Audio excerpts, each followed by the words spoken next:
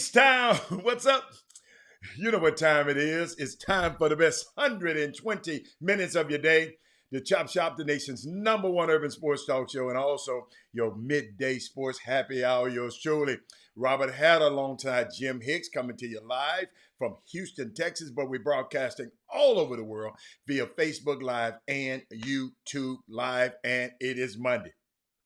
Great Monday. A lot of stuff happened in sports over the weekend. We're going to share that a little bit. But before we go anywhere, I want to shout out to my starting five. They are the five people that signs up on the Chop Shop feed first. They the first one. Somehow they get in there first. And it's close. It's close today. But let me see who the first. Thaddeus Moody was on here. I saw his name pop up first. Alex Sistero, I saw his name second. Who was that? Daryl Anderson. Kevin Drones in the building. What's up, Coach? Kevin Drones and Alfio Beasy. What's up, big fella? He's in the top. And that is Moody. He have to do it in style. What I love about that is Moody. He go on both platforms. Boy, I mess with that is Moody. I'm telling y'all. He just go to both platforms. He said, I'm going to see. I got y'all covered on both sides. I want to see what both of y'all saying. Hey, Karen in the building. What's up, Karen Thomas? Landon Ardwan. Mindy Collins is back. Mindy is back. Oh, happy anniversary. Glad to have you back. Kevin Allen is in the Silver Fox is in the building. Dad Walter Yates, the house antagonist, Walter Yates is in the building. What's up, Tyrone Cardwell? Mindy, don't get to talk about your Lakers. Mindy, don't jump off the Lakers bandwagon. Mindy, you was with them, so you need to chill out, Wendy. Hey, Tamika, TAE Travel. TAE Travel, tell me who you are. Tell me who you are, TAE Travel. I want to know who that is. Jessica Brooks, what's up, Rick? Corey, what's up? Hey, Sonya. Ivan Pettit in the Rice Owl's finest. Ivan Pettit is in the building. What's up, Daryl Barnes? Let me see who else we got. No, you ain't late, Brandon. Brandon, you always on time. Oh, that's okay. All right, I got you. Daryl Anderson. Okay, thank you, Daryl. I didn't know the name. I didn't know the name of the travel agency. never been a Lakers fan, but she a Laker hater. I'm sorry. You know what, y'all? And for real, I know we're gonna get into that stuff. But I don't hate the Lakers. I used to like, y'all remember when LeVar was there? I used to like, if you've been watching the show long enough, it's just, I didn't like sending all them young people away to get Anthony Davis. I soured on them a little bit after that. Then Magic Johnson and the backbiting and the back stabbing of Rob Pelinka and the Magic Johnson situation, that didn't sit well with me. So I really stopped liking them a little bit. But LeBron James is phenomenal. And to you people who email us, thank you so much, man. I want to give a shout out to first of all to the people who send us emails about different topics, about information. I appreciate y'all. Thank y'all. And to people who might tune in the show and had never tuned in the show before, the Chop Shop is a different show. It's a show that we intentionally and on purposely, I don't think that's a word, but on purpose, we tackle things. We sit in this messiest intersection in the world, where race and culture and sports and entertainment and politics and summer basketball and grassroots basketball. All of them collide at this messy intersection. And guess what? We sit in the middle of that messy intersection, and we talk about it, we be about it, we learn about it, we debate about it, and guess what we do? We get up, brush off our shoulders and brush off our hands after we done fought, and guess what? We try to put what we've learned into play and to change things. So that's what we try to do on the Chop Shop. So if you yes, Nick Saban. Y'all, that ain't breaking news to me. I don't want to hear about no damn Nick Saban. Come on, man. I don't want to hear about that. No, no. Y'all, yeah. Y'all can talk about the Nick Saban situation. I wasn't gonna even bring it up. But we got enough of them. We got a lot of that going on. Got a lot of college coaches that's making a whole lot of money. We got a lot of them making a whole lot of money. So yeah, that's not news. When thank you, Rick Wilmore. I don't agree with you, just like you don't agree with me. But that's the first thing I ever. That's not breaking news. When come on, Alfio Visa. That's Alfio. That's not breaking news. Shit, come on, man. But June, what's the day? June 7th. But over the weekend, June 4th, I wanted back in 19, and I didn't put it up there, y'all. Back in 1967, Muhammad Ali and a group of black athletes had a press conference after Ali announced his refusal to fight in the Vietnam War. And I never forget it. I had it at a background on the screen. I call it the Ali Summit. When you had Kareem Abdul-Jabbar, Jim Brown, and Willie Davis, all those guys. And I didn't have it prepared for the day, but I'll put it up sometime this week. I like to shout that out. Yes, and a happy birthday to TJ Ford, Jr., Lil Deuce. Happy birthday. Y'all tell him I announced him on the birthday. Great young man. So proud of him. He had his first dunk the other day.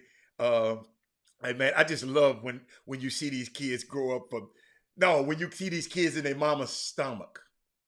You see the mom pregnant with the kid, and the kid wind up growing up, and now he's dunking the basketball. Man, it just warmed my heart. Happy birthday to Prince, to all you your Prince, your Minnesota people, your Purple Rain people. Happy little TJ. I don't know how old he is. I didn't ask. I don't never really ask people how old they are. He young. He's a teenager.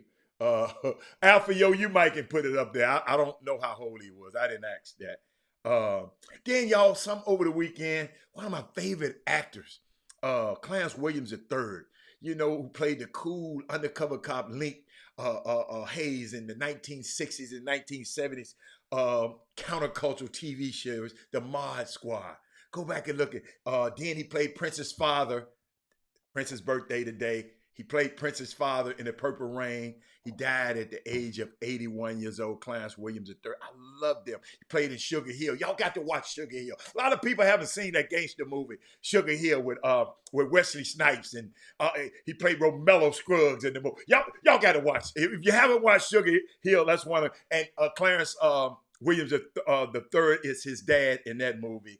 The Mod Squad. I remember Pete, Link, and Julie, the three Mod Squads. I grew up in a house with my older brothers and we used to watch TV, so I remember that.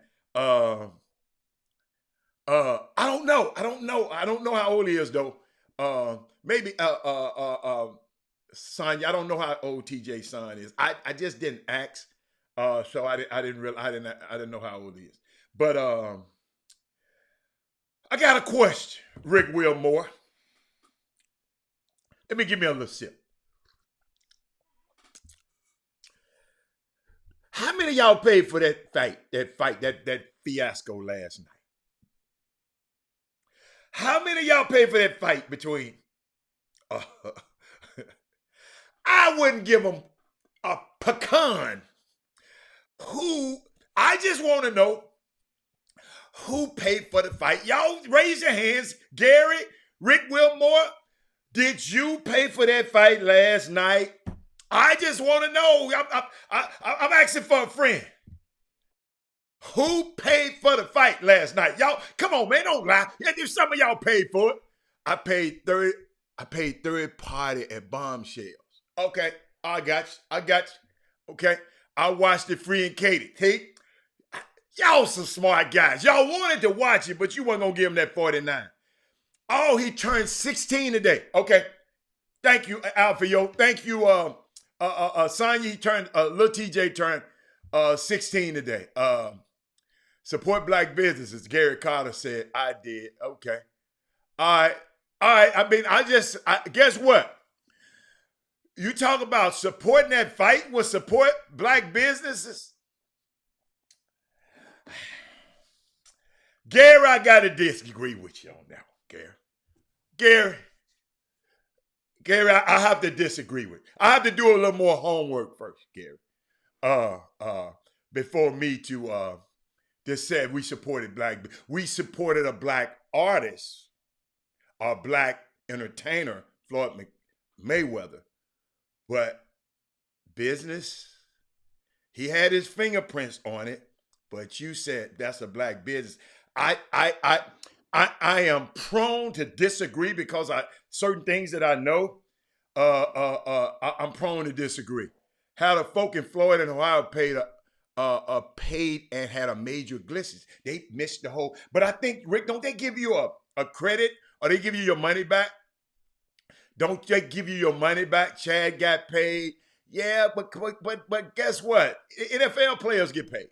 NBA players get paid. The entertainers always get paid. So, but you said that's a black business, and Gary, I I disagree with you. I disagree with you. I disagree with you. It's okay though. It's all right to disagree. Go do your homework on it a little bit more, and then when I have time, I'll tell you why I feel it wasn't a black business. Oh, they do get refunds. Cause y'all, me personally, y'all, I don't like boxing as much. And when I do like like Floyd Mayweather, when he fought real fights, I was blessed enough to go to the fight. Matter of fact, I'm gonna bring y'all some of the videos. I'm sitting courtside. I'll be ringside at some of the fights. It's crazy, man. And let me tell y'all something. I like the atmosphere about fights. I don't like some people are boxing fans, man. I'm not a boxing fan. I like the atmosphere of sitting at a real boxing match. Canelo and what's the guy name? Pacquiao and those fights and stuff like that. I had ball. I had a ball at those fights. But yes, Mayweather Promotions. That don't. Darryl Barnes, I knew you had something to say, but like I tell you, I'm gonna leave it alone. I'm gonna leave, because I think y'all y'all better go do your damn homework. That's all I'm telling you. Go do your homework. My question was who paid for the fight. I don't want to hear about Mayweather Promotion promoted the fight. I don't want to hear that shit. I don't want to hear it. Then last night they had USA versus Mexico in soccer. I think USA won, didn't it? I think that was a big thing. But y'all, I saw some last night. See, y'all worry about stupid stuff like that. But I saw some last night over the weekend that really, really got to me.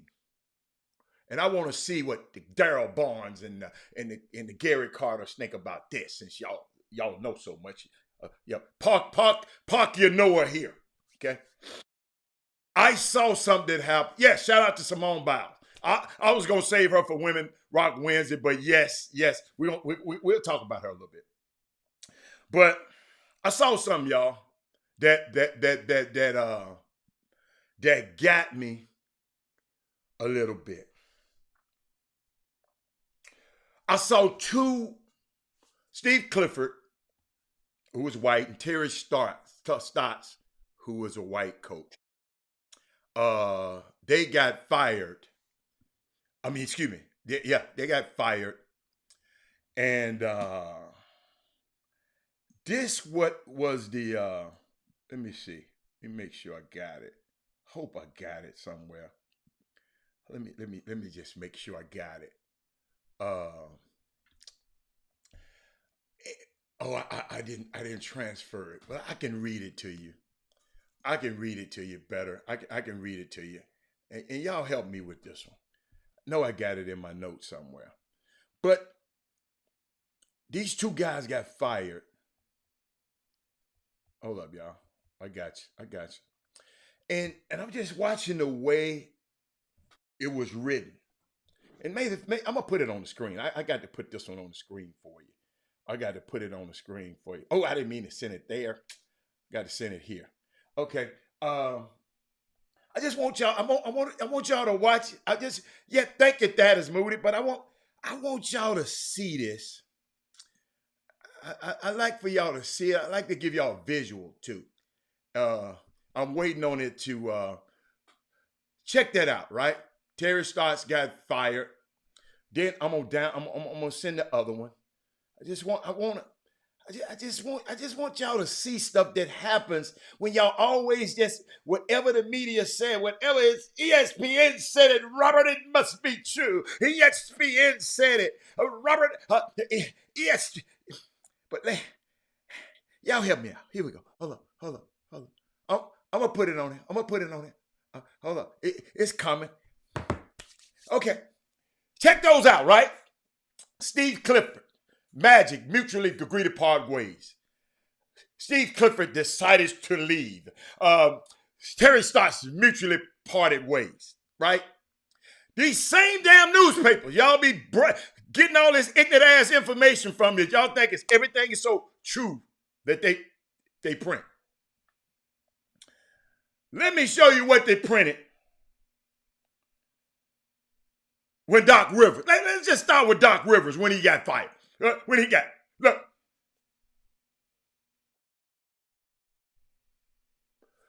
Those other two guys ain't never won no championship. I just put up on the screen. Doc Rivers had. Doc Rivers fired by Los Angeles Clippers. Doc Rivers fired USA Today. Doc Rivers fired. Hold up, I ain't through. Loris Peart get let go the other day. Look what they wrote about Loris Peart. I'm not making this up, ladies and gentlemen. That's why I put it on the screen. To Gary Carter's in the Darryl Barnes of the world. Take a look at that. Ain't that's ESPN, that magazine y'all, that place y'all love to get y'all information from right there. Atlanta Hawks fire Coach Lloyd Pierce. I'm not finished. It ain't about no narrative. It's intentional. It's intentional. That's how they do us. Hold up, Nate McMillan. Nate McMillan, the guy who took a team, Lloyd Pierce team, and now they in the second round. Look what they said about him. Ladies and gentlemen, that's why it's so important to have a show like this.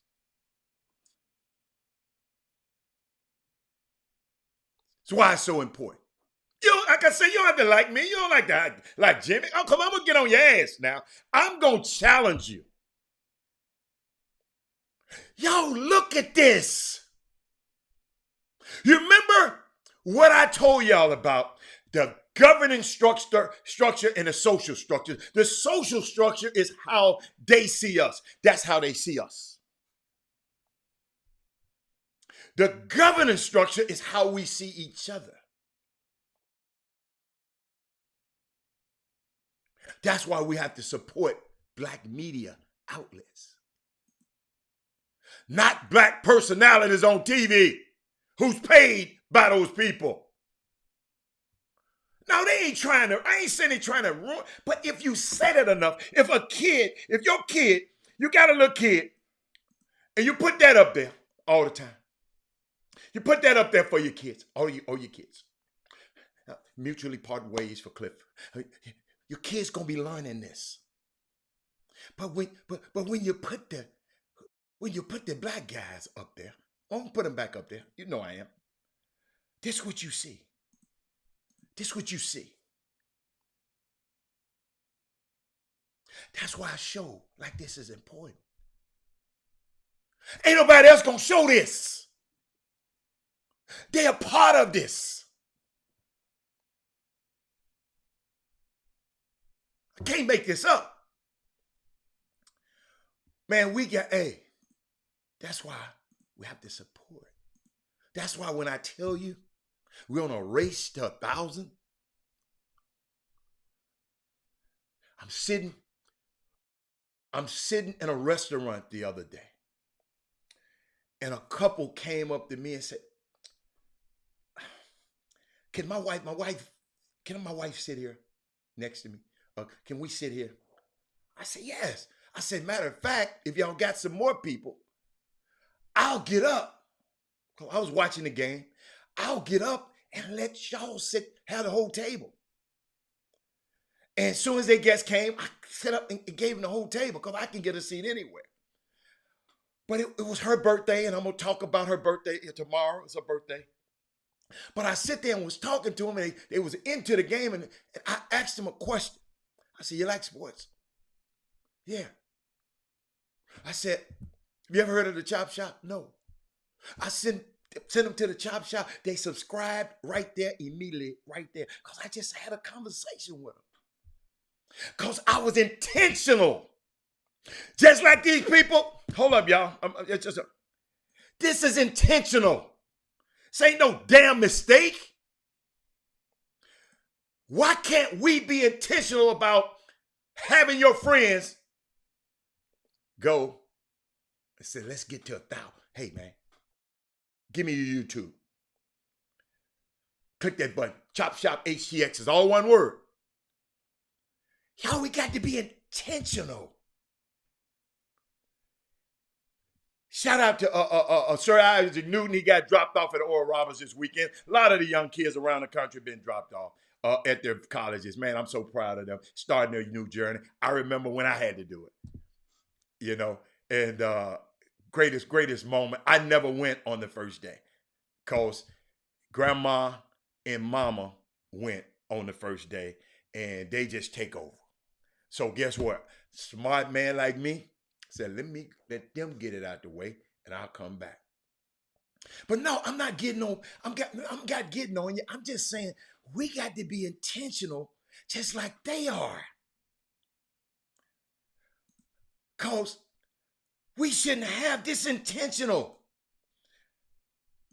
This is intentional, ladies and gentlemen. We got to be intentional in sharing the show and subscribing to the show. Forever Young Film. He need to be. Check this out. I'm going to show you how hard this stuff is.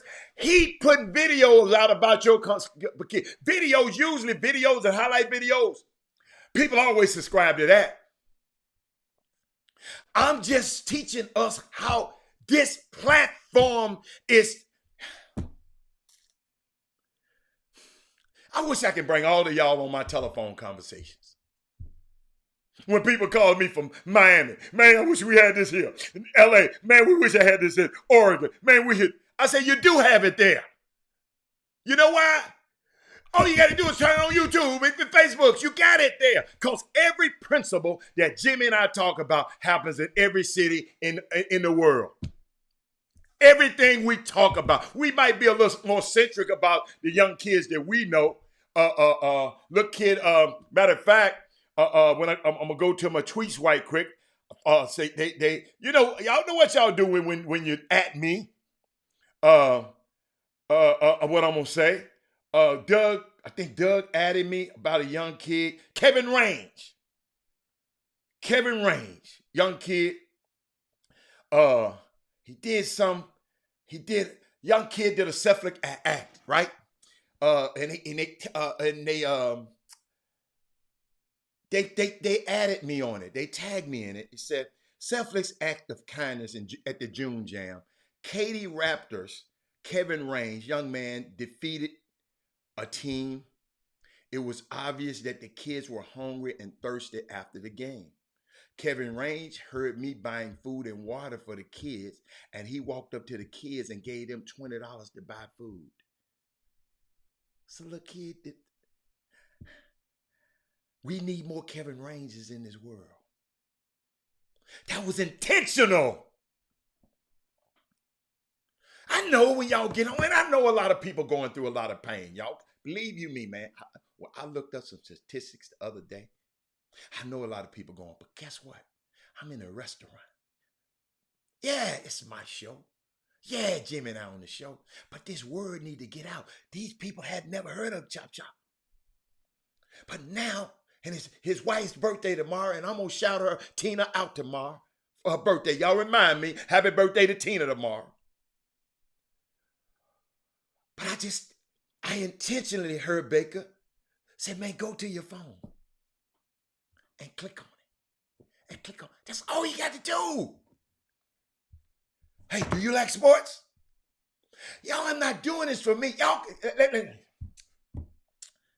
wish y'all knew me and Jimmy all right. But it's some parents out here need this information. that we give on a daily basis. Listen to me, y'all. I'm sitting there watching. It was some college coaches on the screen the other day. And parents, that's why I say y'all watch. Don't let these folks get y'all in no shouting match on back and forth. Listen, I'm finna give you some. Hey, it's okay to go back and forth on boom, boom, boom. Yes, but let's be respectful. Because the coach texts me, and I ain't seen his name on neither, and I got 12 devices over here. I didn't see his name pop up on one. And he was on. I'm just tight. No, Doc, I know, Doc. I understand. My labor is not in vain. Yes, sir. I believe you me. Only thing can make me. And let me tell y'all something. Money can't really make me come and do this, what I do here every day. I can't. It can't. Because I get tired. It's passion. Just like y'all tired of y'all, some of y'all tired of them old damn jobs y'all got. They pay you money, right? You tired. But this thing right here, I don't get tired because I got a calling. Dr. Newsom, you'll understand that. It's a calling. That's why I show up. And I thank God for guys like Morris Parsons. He's on this feed right now. KYND. He gave the Chop Shop a chance to get legs. At that radio station. I'll never forget it. I was a guy who ain't never been really on a radio. I've been on a TV. I gave an interview before, but I hadn't, because I was nervous because I thought Chris Walker was going to try to trick me into saying something crazy. And these guys, they brought us in and they loved on us. I'll never forget it, Morris. I'll forever be in your debt, man. Forever be in your debt. Because guys like y'all allowed us to come in your studio. Go back and look at some of those videos. And then we took it to another level. We took it to another level. Then a wise man told me, said, Robert Hatter, quit worrying about a radio station because all outreach is this city. He said the new wave of the future is on the internet. You can reach the world. A radio station gonna reach that little bit of circumference in the city. The internet reaches people in Japan. And he is the GM. He even said, the reason we got an app now, because let's say if I'm in another city and I want to hear the radio station in Houston, I have to go to this app. I can't hear it in Atlanta. I plug it up to my car, my rental car, and yo, we got the ability to reach the world. And y'all worry about a radio station who can't reach 10 miles around in the circumference of Houston.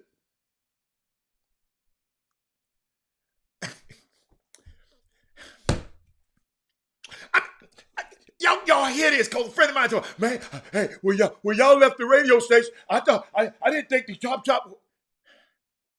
We didn't look like this. Look at this. Look at me on this. We didn't look like this on the radio station.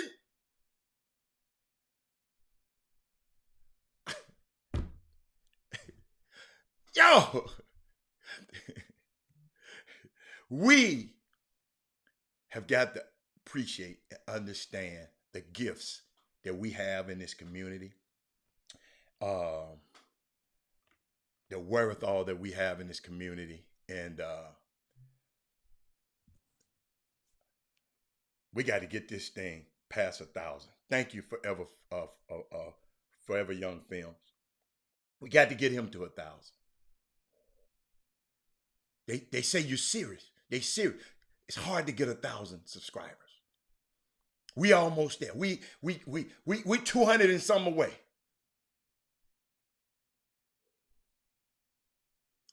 Ain't saved, Daryl Bond, what the hell is you talking about? Ain't saved nobody no money. The hell you talking about? Quit counting other people's pockets. That's what's wrong with us all the damn time. We always trying to worry about other people and what we doing. Other people doing. Worry about your own pockets. Thank you, Herb Baker. The reception was always shaky at best on radio stations. Look how we coming through this technical, this equipment that we have. Archie, man, Archie, I practice what I preach, Archie. A lot of these people be out here playing with this game, Archie. Man, I want everybody in my sphere of influence to be successful. When I say everybody, everybody. And if I can help, I'm going to help. But guess what? I learned some long things a time ago about toxic relationships. Toxic relationships are those relationships that one party is doing all the giving. Other party ain't giving nothing. You ain't gonna be around. It's toxic. I ain't saying monetary. I'm talking about you got to give something. You got to give something. That man said, had it in 4K. Yes. We didn't have this at the radio station. Bless their heart. We got 4K cameras and lighting around here, y'all. So guess what, y'all? Just do me a favor. That's all I'm saying. Let's not have a toxic relationship where the chop shop do all the giving. Come on. Those kind of relationships don't work now. I'm just telling you. Go back in your life. But you know I got to take a break, man, and take a quick break and see what time Jimmy comes. Share the show. By the way, hold up. Have we shared the show yet? Have we shared the show? First thing you should do when you come on this show, you should share it. Should share it. Because we're sharing with y'all. I got a stack of news for y'all. And I know Jimmy, I got some stuff about the Pangos camp. I got my own Pango stuff. Dude, we're serious about this stuff, man. I just want y'all to be serious about us. You know, sometimes we, and I know it's some of y'all, I promise you, some of y'all, believe you me, I get your email. But share the show. Subscribe. If you are listening on this show and you just listening on Facebook and had never subscribed to YouTube, it's toxic. It's toxic. But Pomerana, I'm going to take a quick break, baby, and I'll be back because I got something for all of y'all. Texas is well represented at the Pangos. Let me see what I had for y'all. I had something for y'all real good. Let me see. Well, hold up. I'll find it. Chop. We'll be back in a minute.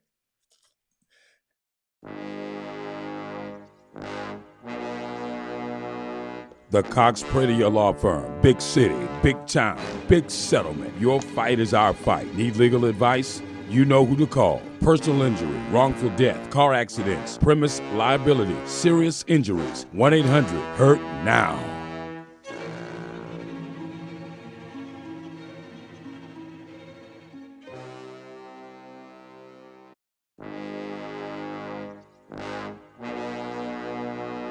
The Cox Pradier Law Firm. Big city, big town, big settlement. Your fight is our fight. Need legal advice? You know who to call. Personal injury, wrongful death, car accidents, premise liability, serious injuries. 1-800-HURT-NOW. The Reverend Martin Luther King preaches a doctrine of nonviolent insistence upon the rights of the American Negro.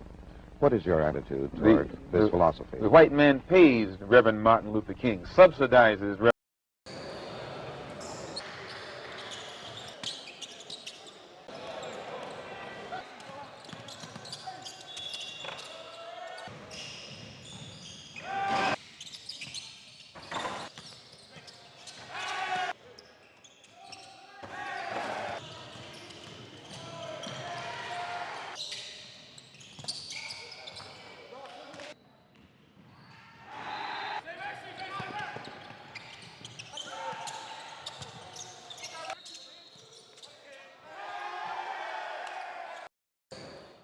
Welcome back to the best 120 minutes of your day, the Chop Shop.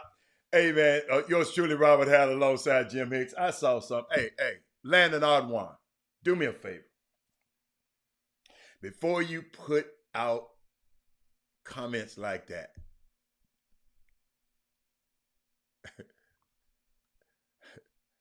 those people didn't snub Griggs. Get all your information before the Pangos camp didn't snub him. Okay? Let's get that out of there. Where you get that information from? Wow. Y'all remember what I said the other day about you can have knowledge of something, but it can be erroneous. You can be knowledgeable. You know how people, I told you I used to think knowledge was power, but now I know that knowledge of the truth is power. Not just knowledge, because you can have knowledge of the wrong things. Shout out to William Bernstein, aside from Memphis, Tennessee, is in the building. What I need to do to just let me know. I got you, Bernstein. I know. Just go over to YouTube, type in Chop Shop HTX, and go to the Chop Shop page and push subscribe button. No. We don't need to do nothing on Friday at all. Herb Baker. I'm not receiving that one.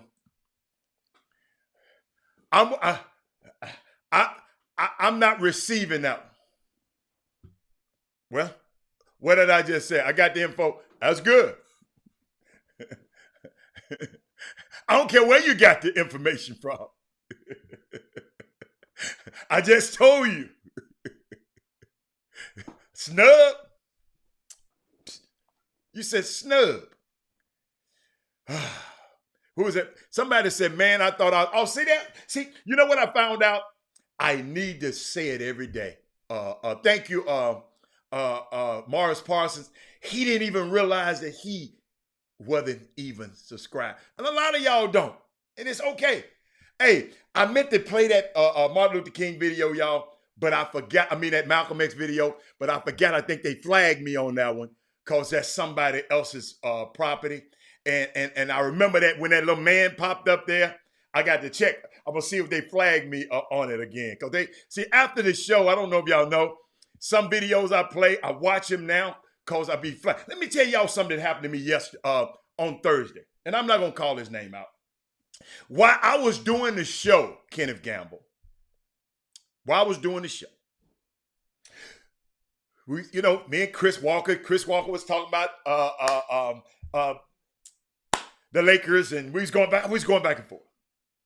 Somebody texted me and said, did you get the video I sent you? Play the video. I didn't answer. Man, did you get the video? I play the video. I said, I ain't got no damn video, and I'm trying to do a show.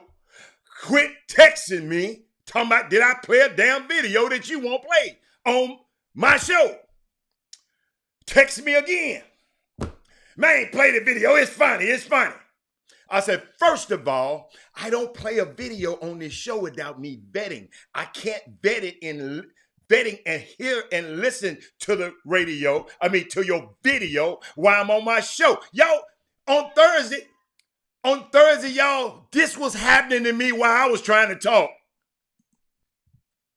And guess what happened? After the show, I see you, Jimmy. After the show, I went and looked at the video. Let me tell y'all something, man.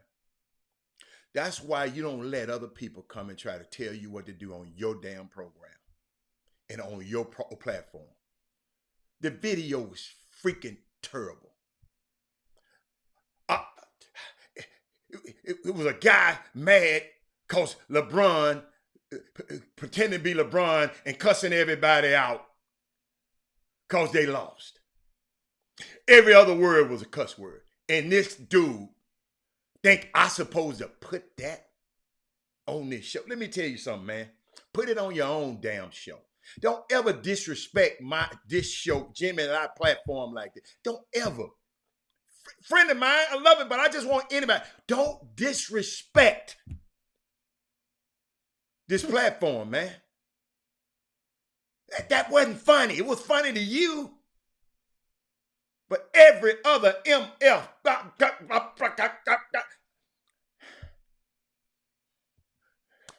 Now, y'all, let me tell you something, man. You don't have to like us, but man, we got to respect this platform, man. What's up, Jimmy? How you doing, man? Look at you, boy. Where you at? You still out of town? Yeah. Oh, you still out of town? Okay. Yeah. So different state. Okay. Different day, different state. Okay. And but what's up, man? I just had to do a little housekeeping, a little house clean. Jimmy, they got to respect this platform. I'm sorry, man. It's too much work and too much decency and order is the rule. Thank you, Reverend. But what you got, man? What you got? Cause I got more over here. But hold up, before you go anywhere, Jimmy, because I know you're gonna go off on one of them things. I gotta go.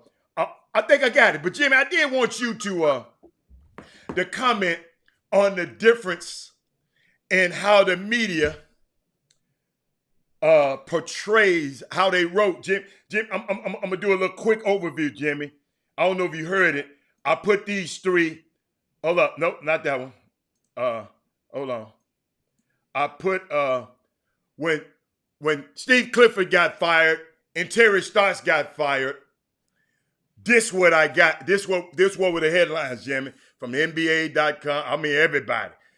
They mutually agreed to part ways. That was their narrative when those two white guys got fired. Okay? And then, Jimmy, when Doc Rivers mutually parted ways, I'm gonna use my damn words. When Doc Rivers mutually parted ways with the Clippers, this what his was, Jimmy. Look at Doc's Doc Rivers fired by the Clippers. Doc Rivers, USA Today, Doc Rivers fired by the Clippers. This what Lawrence Pierce was, Jimmy. Look at Lawrence Pierce, the guy you had just met with him at a funeral, at BJ's funeral a few months ago. ESPN, this what they wrote. Then, Jimmy, Nate McMillan. Look what they wrote about Nate McMillan. And all I'm saying, y'all, we got to be intentional about what we do and how we portray each other, because we see. If I was a little kid just saying and just reading those 5 articles, fired when it comes to the black coaches, mutually parting ways when it happens to. And guess what? That might be the case, Jimmy. The owner did say, hey, man, let's mutually. Hold on. Oh, Mike D'Antoni. I didn't even look up Mike D'Antoni. I didn't even look up his when he got fired. Somebody look it up. Jimmy, more around the media, because I ain't never liked the media all my life. And now I guess I'm in it.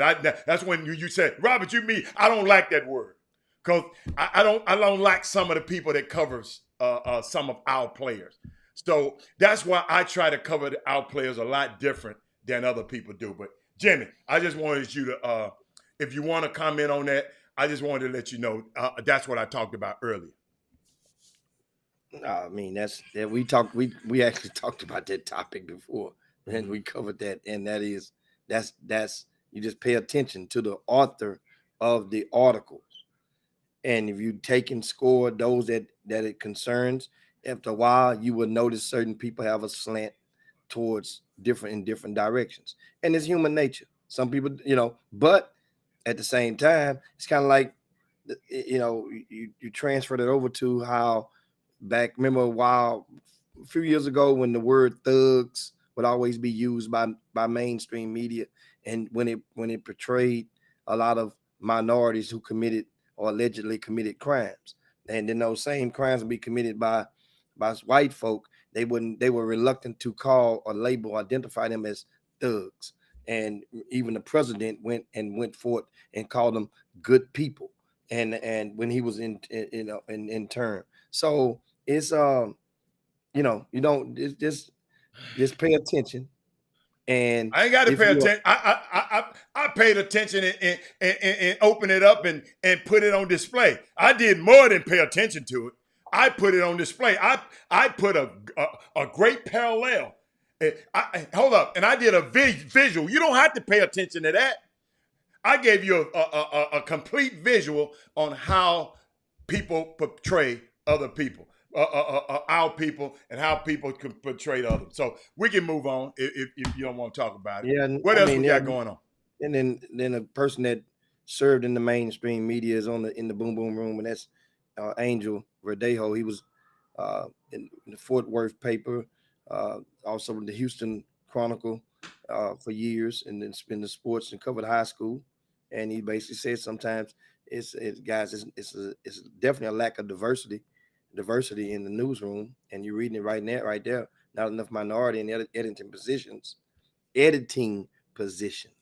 That's the key, and because been like that for a long time. Not always the reporter, but the one who edits the stories, and that is definitely true. A lot of people have no idea. A lot of times, and people write stories.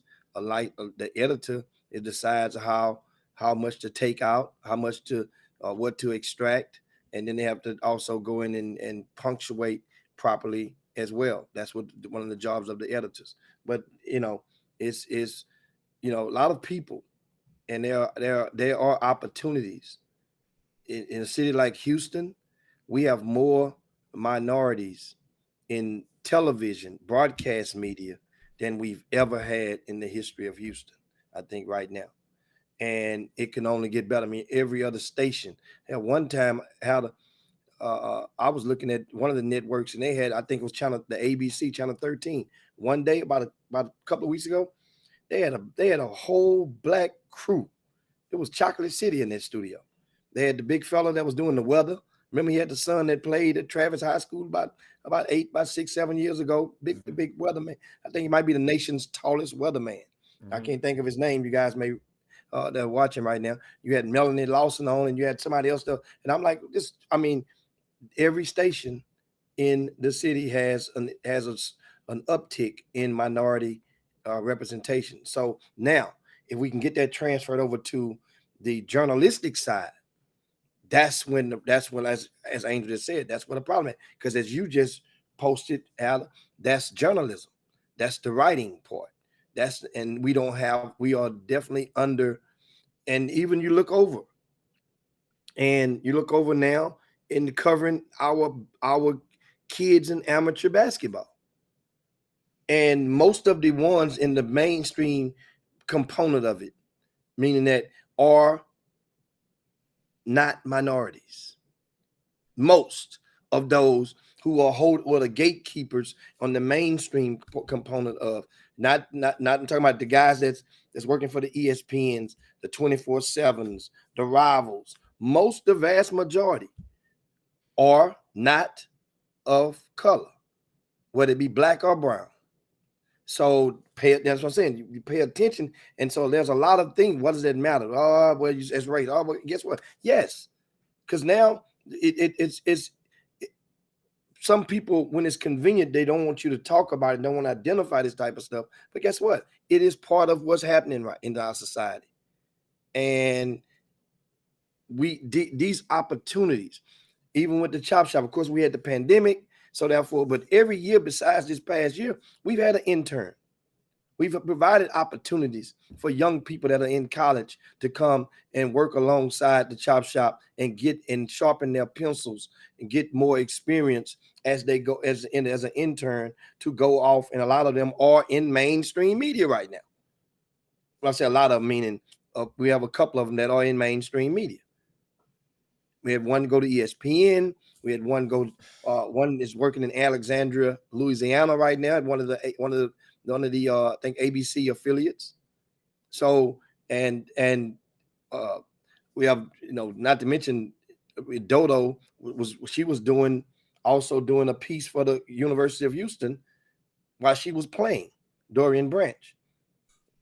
So, but my point is, if you have a relative that is a college student that is home for the summer and they are majoring in or aspiring to major in communications or journalism, then send us an email. We have room for them now, because now that things have loosened up a little bit, we can go and help them to be able to, if they are majoring in communications or journalism, email us at chopshophtx@gmail.com. chopshophtx@gmail.com. And that's what I want to give you guys on that point. And Angels Kelly, man, shout out to Angels Kelly. He says some media have blacks and other minorities behind the scenes versus out front. Yes, yeah, a lot of, some do have a lot of camera guys and a lot of people in behind the scenes, but we still, when we covering our sports, we are underrepresented by far, underrepresented. And so, and guess what? You can tell it's fun. Think about it. When we watch TNT, don't you see how much, sometimes you can see how much fun Kenny Smith is having in that studio. You can see how think about it. Charles Barkley wouldn't be able to work anywhere else. He gets a 7-digit check for sitting in there doing what he does on the TNT network. Shaquille O'Neal as well. Shaquille has a lot more personality than Charles Barkley does, as it shows in his ability to sell products with his endorsements. But this is something to think about. And once again, chopshophtx@gmail.com. Send us an email if you want to recommend anybody or any young current student, college student, to serve as an intern during this summer with Chop Shop. Adam, what else we got? We got a lot of stuff, of course, this weekend. You asked where I was. I want to the other day I flew down to New Orleans, and for the funeral services of Lawrence Johns. You guys know him affectionately as Coach Lowe, the Dallas Seawolves. So went down there. Dane Irvin was on the plane, so he went down there. Shout out to him as well. He went and paid respects to Coach Lowe. I just wanted to say, man, I didn't know anybody in Coach Lowe's family, and still made it an effort to go and pay respects to him. And I think back in the days when mom used to go and uncles used to go to funerals and just to pay respects. And I think a lot of times, a lot of us, man, I'm not saying that everybody should have been there, but I'm thinking that I don't like to go to funerals, but I don't. That more people. Yeah, some people don't like. They had a memorial service in Dallas, yeah. and on Tuesday, out of respect, and a lot of people I heard it was attended by a nice portion of the amateur of the basketball community up in DFW. That was on earlier in the week, but went down there. I wanted to say, just guys, I pulled something out of it. Nobody said it, but I was sitting there thinking, and I think that they said, well, what I was thinking while the funeral was going on, I'm listening to the eulogy, and I'm just listening. So I'm evaluating, looking around, just thinking. And I always do something like that at funerals. And I'm thinking, in life, of course, we are on the other side of 50. We on the back nine. But if I had to do it all over again, I would strive to be designated as many pallbearers as possible. If you think about it like this, most pallbearers on the back of the funeral is a relative. So count them out. Don't worry about that. I'm talking about be as many pallbearers of a non-relative as possible. That would be a testimony or a testament of how you lived or how good you were to others in life. If you think about what I'm saying, if you were designated as a pallbearer, that means, and you weren't a relative, that means you meant something. That means to the family and the person. And just think about it. How many pallbearers have you been? I'm asking you guys that are watching. You think think about it. That what you weren't a relative of. This is so morbid, but keep talking. This is so. See, Jimmy, it's amazing me. You like to talk about funerals. That's. Keep on, but some people like you the only person I know that like to talk about funerals. I remember Jazzy funeral. You put the casket in your background. I mean, I'm just different. I celebrate their life. I celebrate their life and the people I be around life. And I'm just not as morbid. I think that's a morbid thing to celebrate film. I mean, it's gonna happen. It's gonna happen to everybody. If you live, you're gonna die. And just hope you live your life in a manner that you left something. Like I was telling y'all the other day, Carl Barnes Funeral Home. Yeah, that's my man. Carl Barnes, Daryl Barnes, that's your family? Oh my God. We'll talk about that. Hey, man, hold on. We're What's talking the about slogan? Hold on, give me that slogan, man. Read that slogan to the people because everybody don't see it. They're coming out of the boom boom room in the YouTube feed. So the Facebook people cannot say. Read that slogan. I'm not reading it because you love that kind of stuff, Jimmy. That's your. I don't. It's so morbid. You are the only. I would just say pay respects and keep on going. I got to give y'all the slogan. This is from Daryl Barnes. I'm reading this verbatim. He says, Carl Barnes Funeral Home. You slay them, we lay them.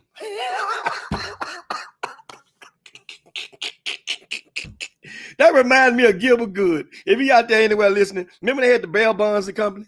Remember the Bell Bond Company? Remember what the slogan was for that Bell Bond and Company? No. If they get you, we got you. Boy, oh man. That was good. But man, what else happened? What's happening, man, out here in the world? Yeah, I've left New Orleans and get back into H-Town for a cup of coffee. Well, I don't drink coffee, a cup of cocoa, and now I'm out of state again, and I am in Las Vegas. Oh, you went out there. Okay. I was wondering was you gonna go out there. Okay. I had to come in person after I saw, I had to come make an appearance up here, of course, working in the Pangos camp. And this is this is what's going on in Las Vegas, the Pangos camp. This is this camp is a prestigious camp that takes place, and the NCAA has permitted, in conjunction with the NBA, has permitted the NBA personnel to actually be in attendance. And boy, damn near every team in the NBA was represented last night.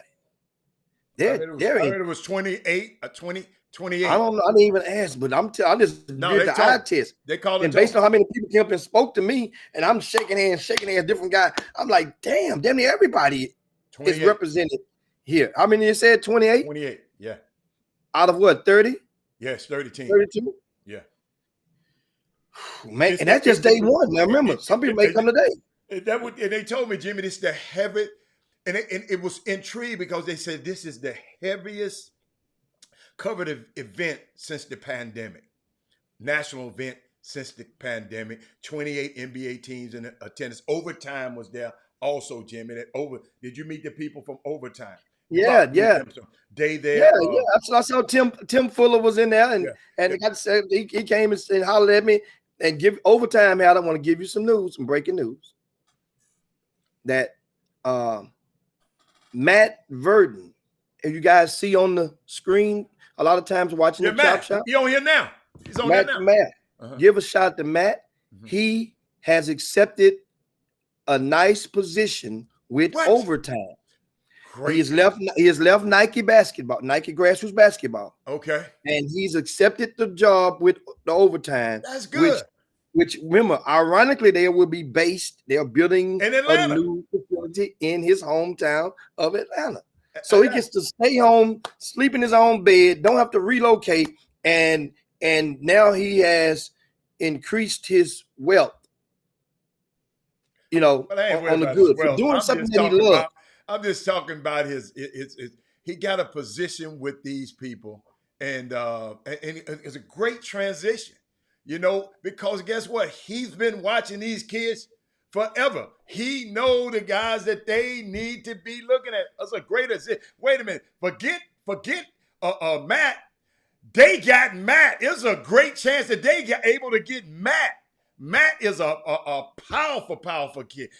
Man, I've seen Matt in hotels that I ain't seen a lot of people in the kind of hotels that I've seen Matt in on this road and dealing with these players. So it's I think overtime got a gem in Matt instead of worry about what he got a monetary bump. That ain't my business.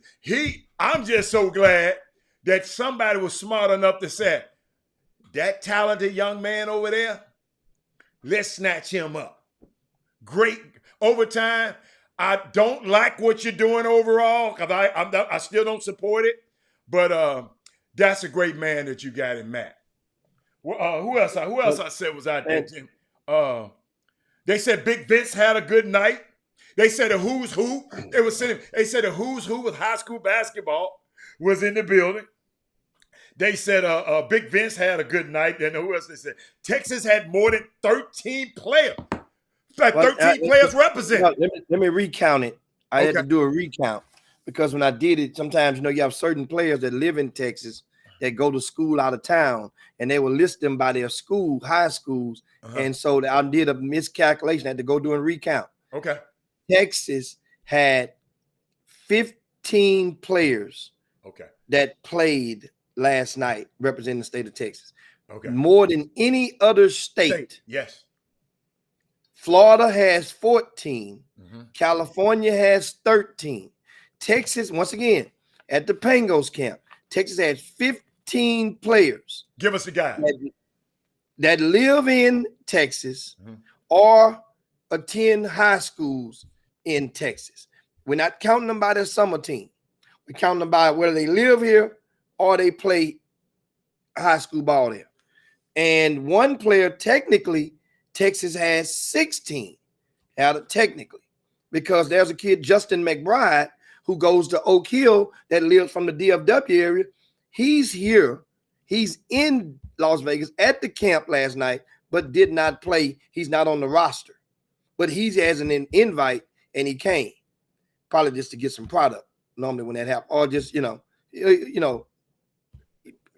I don't know the reason. But so technically, Texas had 16 players here. Now, speaking of the players here, there was something that when I saw the roster initially the other day, I posted it on RCS Sports. And upon posting the rosters, I noticed and I understand, and I just did not know it. Just sometimes you take stuff for granted. That is, among the omissions was Bryce Grigg was not in attendance. And later I learned he did not get an invite. When I came here to Vegas, I had initially intent on charging up the event host. Remember, they invited Bryce in the beginning, earlier in the years, and he never attended. He didn't go. Yeah, and guess what? Yeah, and still, but you didn't give him an invite. You didn't give him an invite. But you have invited him before, and he turned you down. Still. So if a girl this ain't USA basketball. Yeah, okay. I'm just telling you. I'll put it like this: Mikey Williams turned their ass down this year. They're gonna invite him again next year. Okay. What the hell business he got being here? Okay. So remember, he's an underclassman. You think they're not going to invite him again next year? They invited him this year. He turned it down. Okay. So that could be the excuse, but it damn sure ain't the reason. Okay, what's the reason? That could be the excuse. What's the reason then? When you charged them up, what they say? Well, that's the whole. I came in with the intentions of charging them up. Okay. But when I got on the plane and you're getting it, you're thinking it over, because when in the charging, it could damper a relationship for a lifetime if you come the wrong way with something like that. And I thought about it and meditated on it, and I say, you know what? At the end of the day, this is that dude's event. That dude has the right and reserved the right to invite whoever the hell he wants. Exactly. And guess what? just like a rankings. You reserve when we do rankings, Leave we it- yeah, reserve leave the it right alone. to Don't put them in charge any nobody. order we want to. Do me a favor and And- leave it alone. And no, seriously. So I saw Dinos, and he came and it's like he was so nice. When I walked in the building, Jimmy, you need a chair? Let me get you a chair. He went and got a chair. I'm like, man, I need to. And I was thinking, I said, no, leave that stuff alone. Leave that alone. because it's okay. We got 15 guys there. the actions have shown that it was a snub. You don't have to ask a person why. The actions showed they did not want him there. Bottom line. If you wanted him there, you would invite him. Now at the same time, let's not discredit. There's 15 other players from the state of Texas. However, only one player from Houston, Tyler Smith. He's an 10th grader going to the 11th grade at Bush High School. I watched a lot of the players last night. I only sit on one court. They had 2 games on each court, 3 courts going on at the same time in the 4-court facility. Is intimate, is packed house, and they are restricting the attendance from the general public. Only 2 parents or 2 people representatives per player is admitted, plus the NBA, plus you got the amateur media in They the had building. it on Baller TV last night. And they filming every game on Baller TV. Well, you got to realize Baller TV, that's based out of the West Coast, and they have a little setup. They're streaming the games. Chris Walker and Alan Branch, they're doing the stats for the event, and shout out to them. And they're pulling off this tournament. This camp never has had stats, if I'm not mistaken, never had stats done, and based on what I was told, I haven't confirmed that. Chris Walker, Alan Branch, and their crew, I think Accelerated Sports produced the box scores, and you want to follow them on social media on Twitter, and they're posting the actual box scores of the end of each day or at the end of each session. Now, back to these players from last night. Who did what? I'm proud to say, remember, I say it again, 15 players from the state of Texas. Let that soak in. This supports the theory of what I've been saying. I've been hitting this nail on the head for months to let you know, guys, we inside these borders, the walls of Texas, we'll battle Houston and Dallas. They're like the Hatfields and the McCoys. But when you go outside of those walls, those boundaries, and you go take the show on the road to another state, it's Texas versus everybody. That's what it's supposed to be. Understand? It's like when you was in the neighborhood, when you were little, I don't know, in your hood, back when you coming up, y'all sometimes you played flag touch football, touching the street, tackle in the grass. That's what I grew up playing in Fifth Ward. Then you had kickball games. But our street played against your street. Yeah. Remember that? That? Back in the day? All the time. But then it come a time, due to another hood talking smack, our streets galvanized together. Yeah. So that's our hood versus your hood. That happens all over the map. That's how. See, that's an element that we have, but not at a consistent level from the state of Texas. Once we get that. Wait a minute, who is we? You grown ass men or these kids? No. Well, both. Okay. But I'm talking about players right now. Okay. When they go out, you don't see that go for blood. They're disrespect. This our state. We represent Texas. How can you imagine the kids doing it if their examples are not doing it? The guys who coach them, the guys who in their programs, the guys who talk about them, they are not together. So how in the hell we expect for these kids to go and say, it's Texas against everybody? Because guess what? All of them are influenced by all of these guys. No, Paul Miranda, no. Everybody, it's fragmented.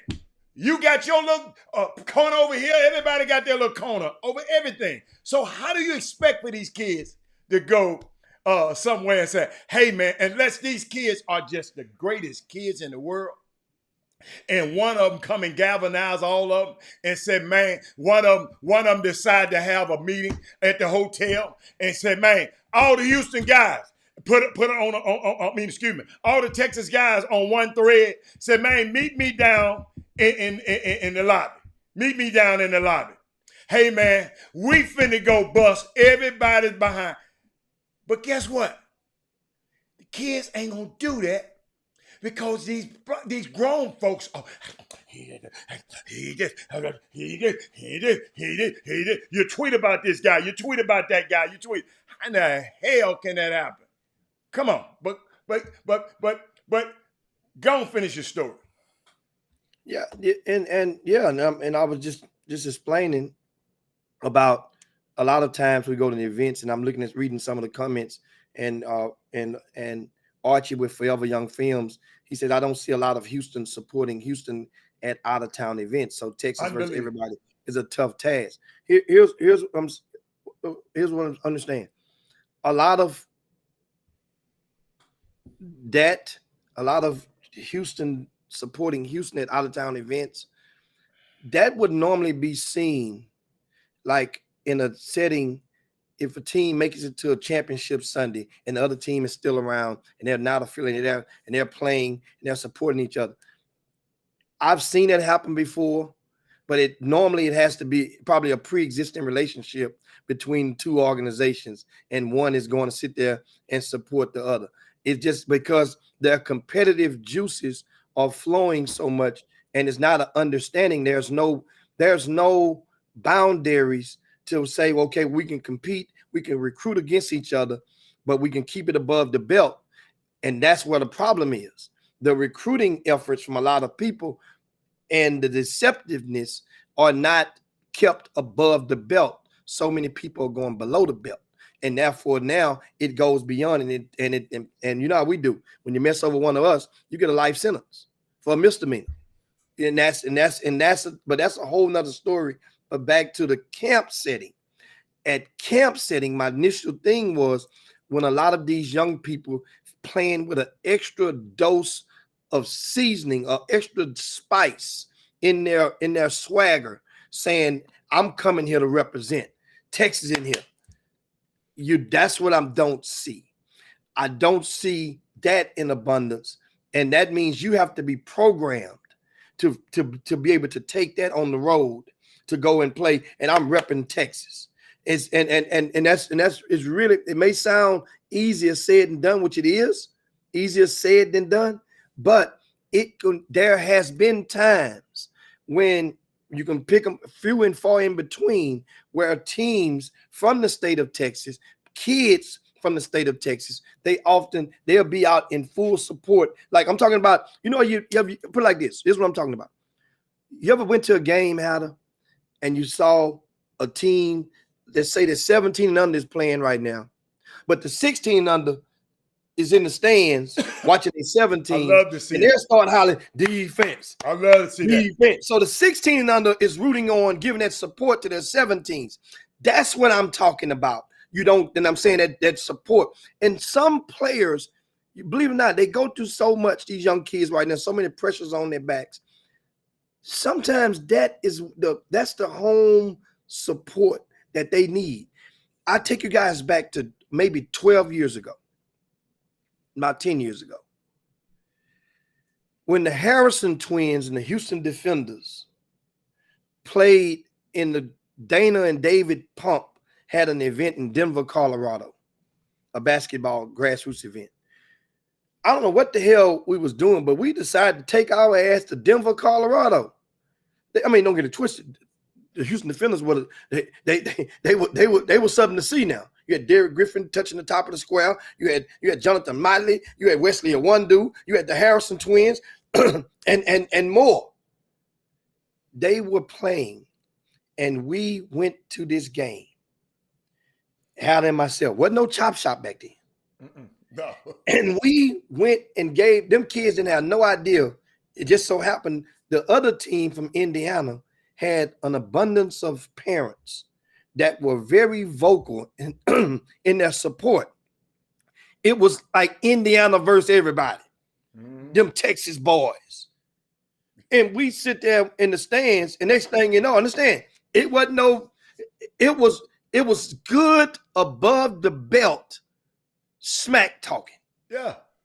It wasn't no, I want to whoop you, what you say, you talking about, it was like, man, it was good, about as good as it get. And remember, thing about it, wasn't no social media wasn't what it was today. If they had social media today, back then when we was there, Howard and myself would have went viral. We gave them people the business. We were rooting for them. We were rooting for them Houston defenders so hard that the parents that were there, they couldn't help but to root along at the same level or the same manner, because our output had exceeded their input by far, and we were having a ball. And the defenders kicked that ass, and it was a good day. All I got, Derek Griffin. Oh, that's all I'm thinking about. Him up over the roof. Who was the big 7 dude? Mama dude. Who was the big 7-foot dude? And he came up over him and just dunked from Indiana. Oh my God! Hey y'all, Derek Griffin. That was one of. He put him in the rim. Hey, and I talk so much stuff, and y'all got to realize now, I ain't just go cheer around for the defenders, because the defenders used to play against my son's team. So I ain't never cheer. But that moment right there, it was Houston against whoever was in that building. And and guess what? Them people probably thought me and you were our parents or fans. They did for a while. They don't know. But guess what? But that's what we did. And we just did it organically. Guess what? The defenders I don't support the defenders every day back then. But that particular moment right there, shoot, man, I didn't care about Yogi Ferrell and the rest of that team. I was cheering for Derek Griffin, the Twins, and the defenders. So, and Jamie, I forgot about that. That was a long ass time ago. Yeah, that's 10 years ago. Chop Shop ain't been around that long, Paul Miranda. But Chop Shop started in 2016. Yeah. But But Jimmy, think about this. I just gave him the disclaimer. I wasn't a fan of the damn defenders. That's the point. A lot of people did not know that. But at this particular moment, I'm trying to make that light bulb come. You don't have to be a fan of these guys to cheer for them when y'all out of town. I'm just drinking. Jimmy, I was just trying to set an example for them. You don't have to like them. You don't have to eat dinner with them. But when you're out of town, man, I forgot about that ain't a team that I cheer for. That moment, I cheered. I mean, like crazy. So, I mean, but guess what? Everybody, I guess it's what they say, it's a new breed. Somebody says it's a new breed of people out here, Jimmy. But my thing is, these adults been and talked about each other so much in the programs and each other. The media done talked about this media. This guy done talked about this so much. And these kids hear y'all. I'm going to repeat that. I'm telling you, they tell me. They hear y'all. They watch your tweets. Your tweets are more reckless than the kids' tweets. They watch y'all grown folks. And I know y'all, to do as I say, not as I do. No, these kids watching y'all, man. I'm just telling you. They watching y'all. And so that's why. So think about it. If we had more respect for each other, these kids will have a little bit more camaraderie. And it's not that, man, his mama. You got a mama of a top guy over here and a mama of a top. I don't want to play with him. I don't want to play with him. That's too much. I don't want to play with him. And not watching what KD and Kyrie them doing and LeBron them doing up there. Man, y'all better. Hey, man, let me tell you something. Dame Lillard, Jimmy, we're gonna go. Dame Lillard talking all that mess. I'm loyal to this. I'm loyal. Right? You stay there and get your head tore off. Or you better go get you a couple of these dogs out here and come. And that's what summer basketball is the same way. Hey, go! You better go play with. If you can, you better go play with some of these dogs and quit talking about. He'll take the shine from me. My son won't get the ball. Man, parents, better thinking about that. So, Jimmy, I know I took you to the NBA, but keep on going. Go back to Pango. Take us back to baby. Take us back to the Bellagio. I see the Bellagio.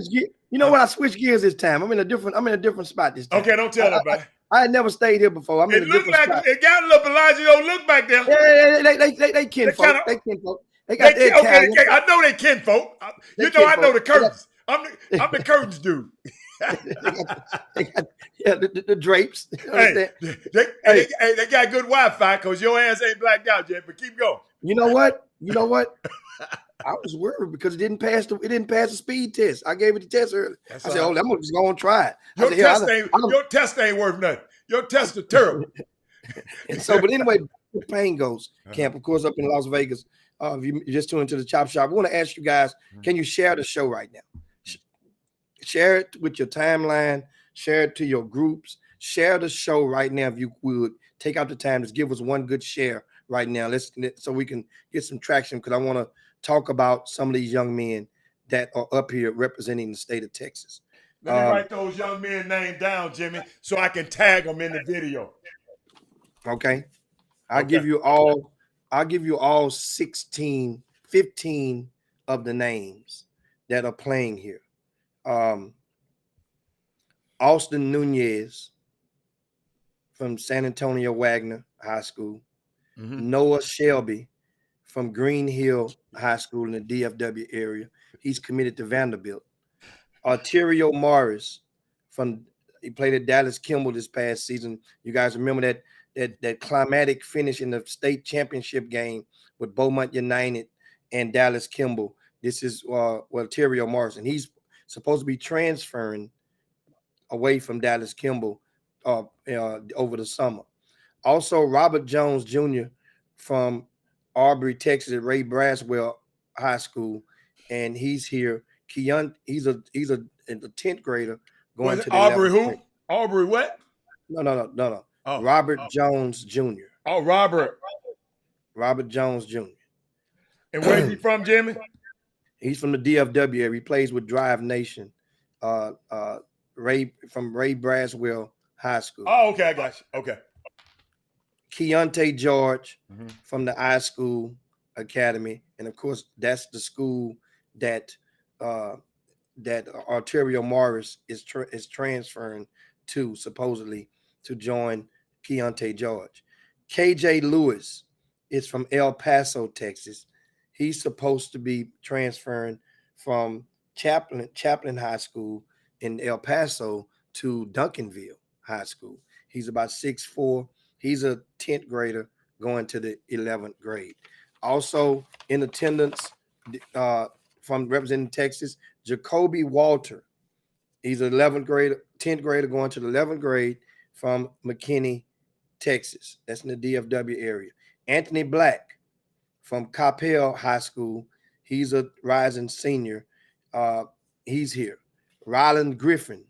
He's from Richardson High School. He's in attendance. Ryan Agarwal.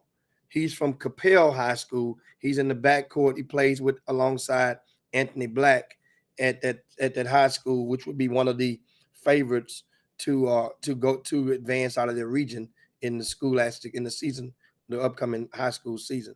Jordan Walsh. He's at Fate Family Academy. I like him.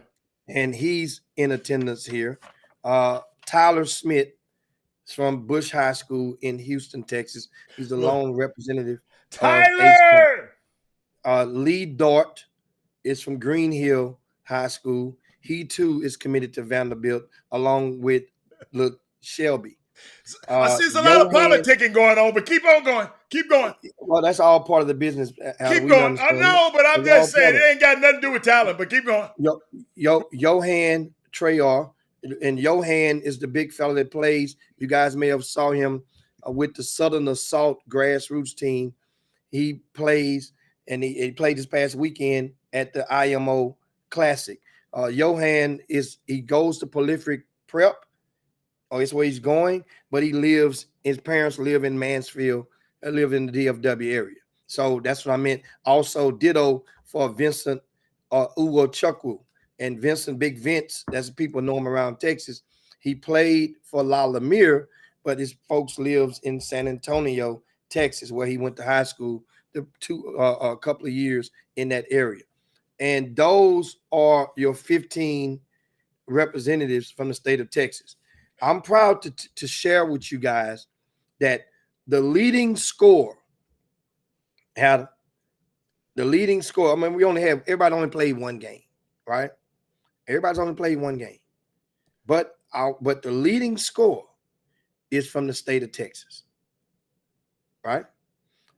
And that would be Big Vince. Yeah. Right? Yeah. Big Vince had 26 points last night at a monster game. I watched his game. He was having fun on the court. Okay. The leading rebounder, Adam, is from the state of Texas. Big Lee Dort grabbed 12 rebounds last night. Big Lee Dort. Right? The leading assist giver is from the state of Texas after last night. Of course, there's a couple of guys that are tied, but Anthony Black is one of them. He had 6 assists last night. And guys, it just makes you feel good. I mean, we're represented, and and some players are representing. And some of the other ones that did well last night. Well, hold on. Other categories. The most 3-pointers that was made last night. Arterio Morris. Arterio Morris is one of them. Yeah, Arterio had 4 trays. Yeah. He's one of them. 4 for 6.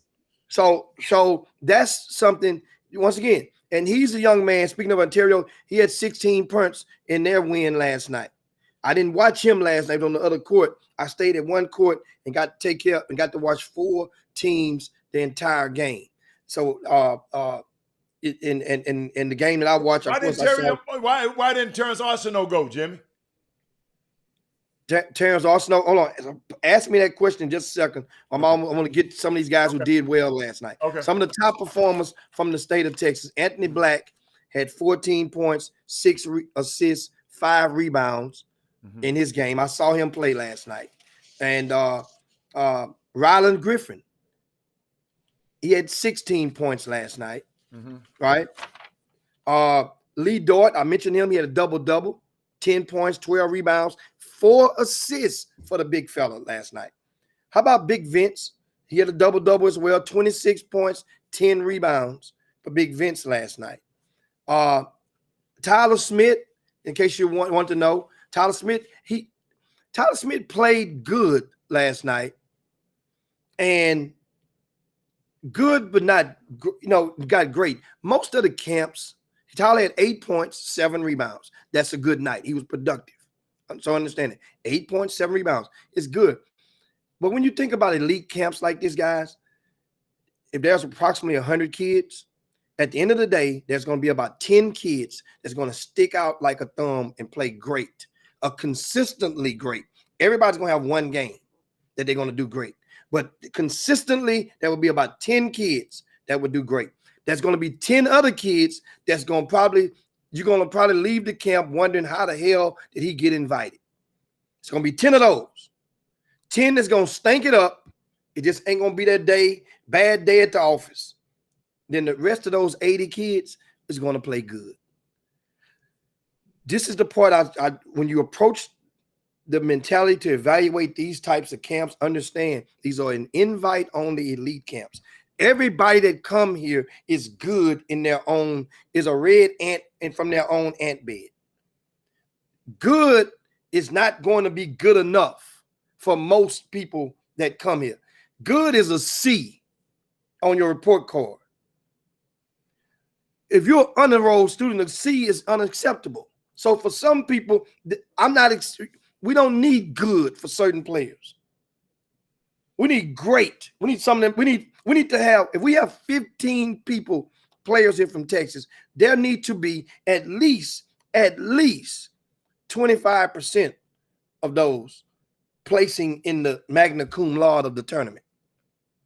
And I'm not talking about a top 60 game or a top 30 game. I'm talking about when you leave at the end of the day, you say it was 3 or 4 kids from Texas that were among the top 10. That means we put the fingerprints on this camp at the end of the day, not just being here. That ain't good enough for us. We know Texas was talented. Hell, we got kids that ain't here, and that's when we get into the question that should be here. Could or should. A couple of them turned down invites. I know Colin Smith out of the DFW area. He turned down the invite. He's supposed to be injured, right?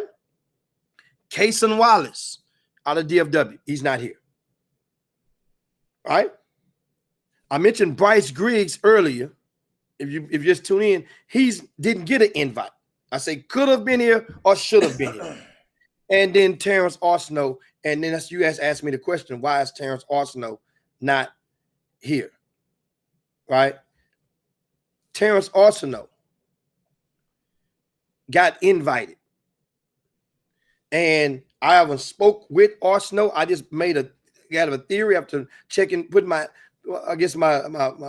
ear to the street. And from what I learned, like I say, not confirmed, but Terrence Arsenault turned down the invite in a sense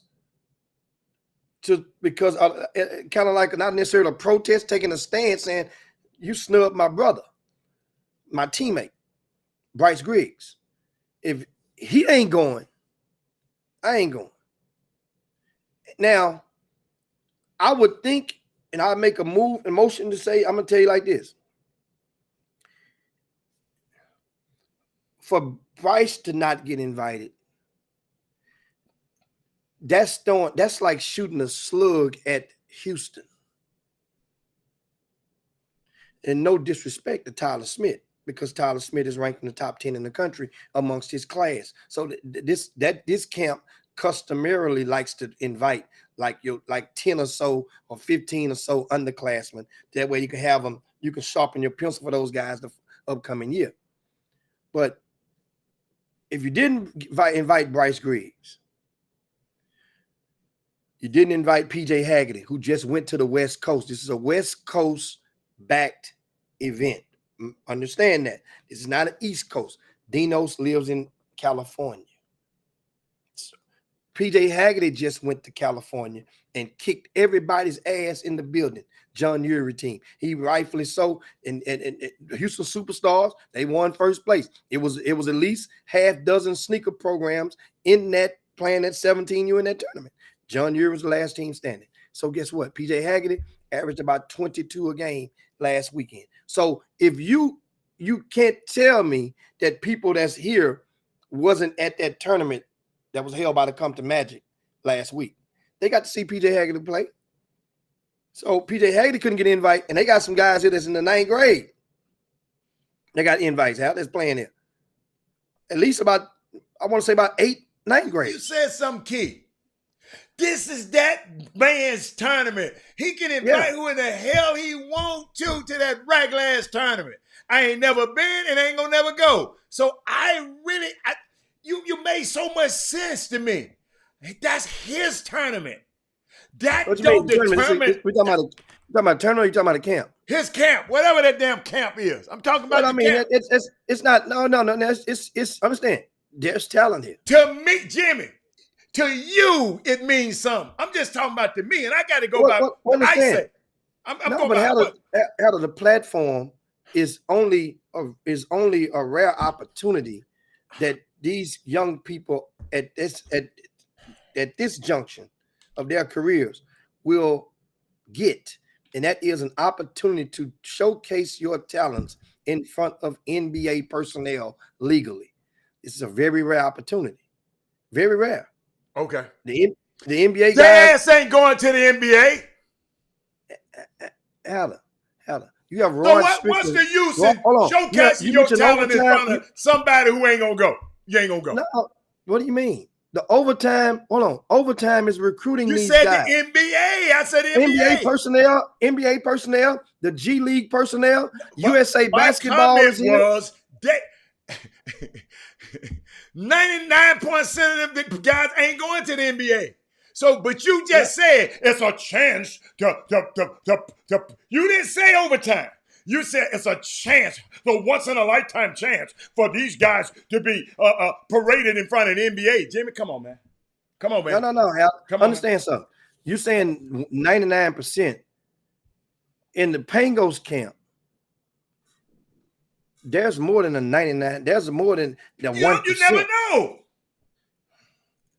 Al, the strength in numbers will show that for us on this camp. Well, how many at the camp? How many at the camp?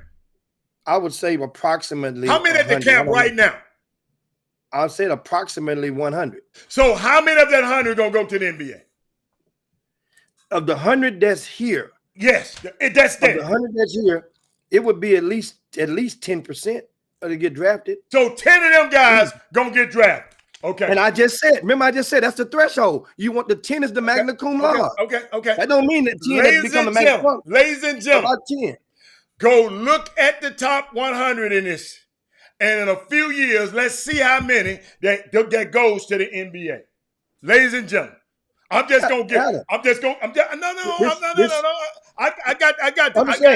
educate the public. Get drafted or signed into the NBA. I'm saying it's going to be at least 10% every year. The strength is strength in the numbers. In this particular camp right here. And every year in this camp, some of the same kids are going to top 100 camp next month. Some of the same kids. The bulk of this camp will be the bulk of the top 100 camp. Okay. Well, guess what? We'll be able to have something to gauge it by, because we're gonna have these. I mean, understand? Yeah, Adam, I'm just telling you, it's the strength in numbers, and because you think about it, you're having an overlapping of the grades, so it's not just one grade, one class. So you're having 2022, 2023. Out of these 100 right here, we got a blueprint. You don't have to say no more. We got a blueprint. You don't have to wait until 4 years from now. What you can do is let's look and see how many from Pangos camp that were drafted in the NBA this past year. Go look it up. Go look it up. Or you can say how many would be next year in this draft coming up. Go look in it the up. Draft that's coming up in July. Pay attention to that one. The one that's coming up. How many of those guys play Pangos? And I know somebody. You know, some people like Paul Miranda, clean that nasty ass wax off your ears. Because I said Jimmy said the NBA, he added overtime. So get the damn wax out your damn ears. I said, he said the NBA is a rare time for these guys to go to be in front of NBA scouts. And I said, they ain't going to the NBA. Them 100 guys ain't going to the damn NBA. No, they ain't.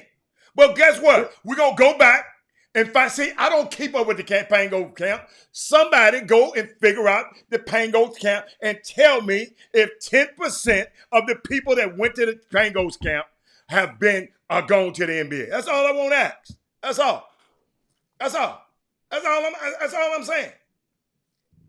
That's all I'm saying. And Michael Jordan asked, name some Pangos alumni. Man, there's a lot of guys that played in this camp. That's playing in the NBA now. Yeah, that's a whole lot. I just want to know. I can think of some I don't do this. Some that's in the playoffs right now, Jimmy. Jimmy, hold up. Paul Miranda ain't doing shit over there. Let him do it. Since he on there co-signing everything, he ain't doing shit. Let him do it. But keep going. You got venom, and you got so much. Slow. No, you got venom. I'm gonna be me. You got so much venom right now. We talking about other stuff. I'm gonna be me. If you put it on, excuse me, sir. If you're proud enough to put it on this Facebook feed, I'm gonna comment on it. How about that? That? Now, what else? I'm saying NBA players right now in the playoffs, right now, just the ones in the playoffs right this season that were alumni of the Pangos camp. Trae Young played in this camp. That's one. Aaron Gordon played in this camp. James Harden played in this camp. That's four. It's three. DeAndre Ayton played in this camp. That's four. Billy Preston played in that camp. Keep going. Dude, I'm talking about guys that keep going. That's playing in the playoffs right now. this season that made it to the playoffs. Okay. Bradley Beal played in this camp. Anthony Davis played in this camp. DeAndre Jordan played in this camp in the playoffs. Some of my guys in the playoffs this season. Andre Drummond played in this camp. Ben Simmons played in this camp. Russell Westbrook played in this camp. Just the name of few. And I think somebody just put a list of guys of other guys, but I don't have. I'm just thinking of guys that are in the playoffs now. And there's a lot of guys, man, that played in this. Understand, but so the platform is there, and that's one of the things. And so we were just talking about. So I mean, the state of Texas has just said these were lotto balls. We have the most balls, so our odds of shining are greater than any other state because we're represented by. I think yeah. I like the way you that ain't the point. That ain't the point. You said these guys. It's a once in a lifetime thing for these guys to be play in front of NBA scouts. Okay, I got that. Very rare opportunity. Very rare opportunity, right? But I said, shit, most of them ain't going to the NBA no damn way. So all of those guys you naming, it's over years. I'm trying to find out the 10% per year.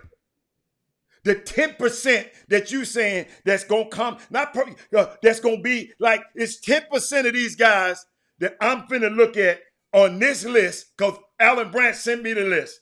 I got the whole press packet, and I'm gonna make it. I'm gonna just make it a point to look at it. That's all right. I ain't got to depend on y'all. That's all. All I'm saying is,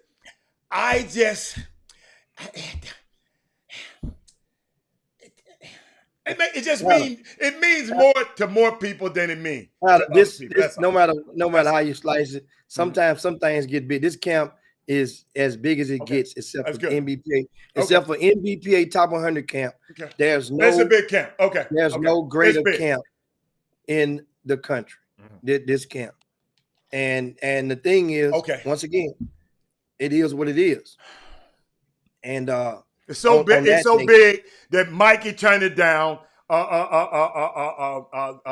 Money Base turned it down. Terrence Arsenault turned it down, and probably some more people turned it. It's so freaking big. Well, understand something. If you're Terrence Arsenault and you've been influenced to turn it down, then how about this? How about this? Who's to say that if Terrence Arsenault for him to turn this down, that means Terrence Arsenault probably gonna get an invite to Top 100 camp.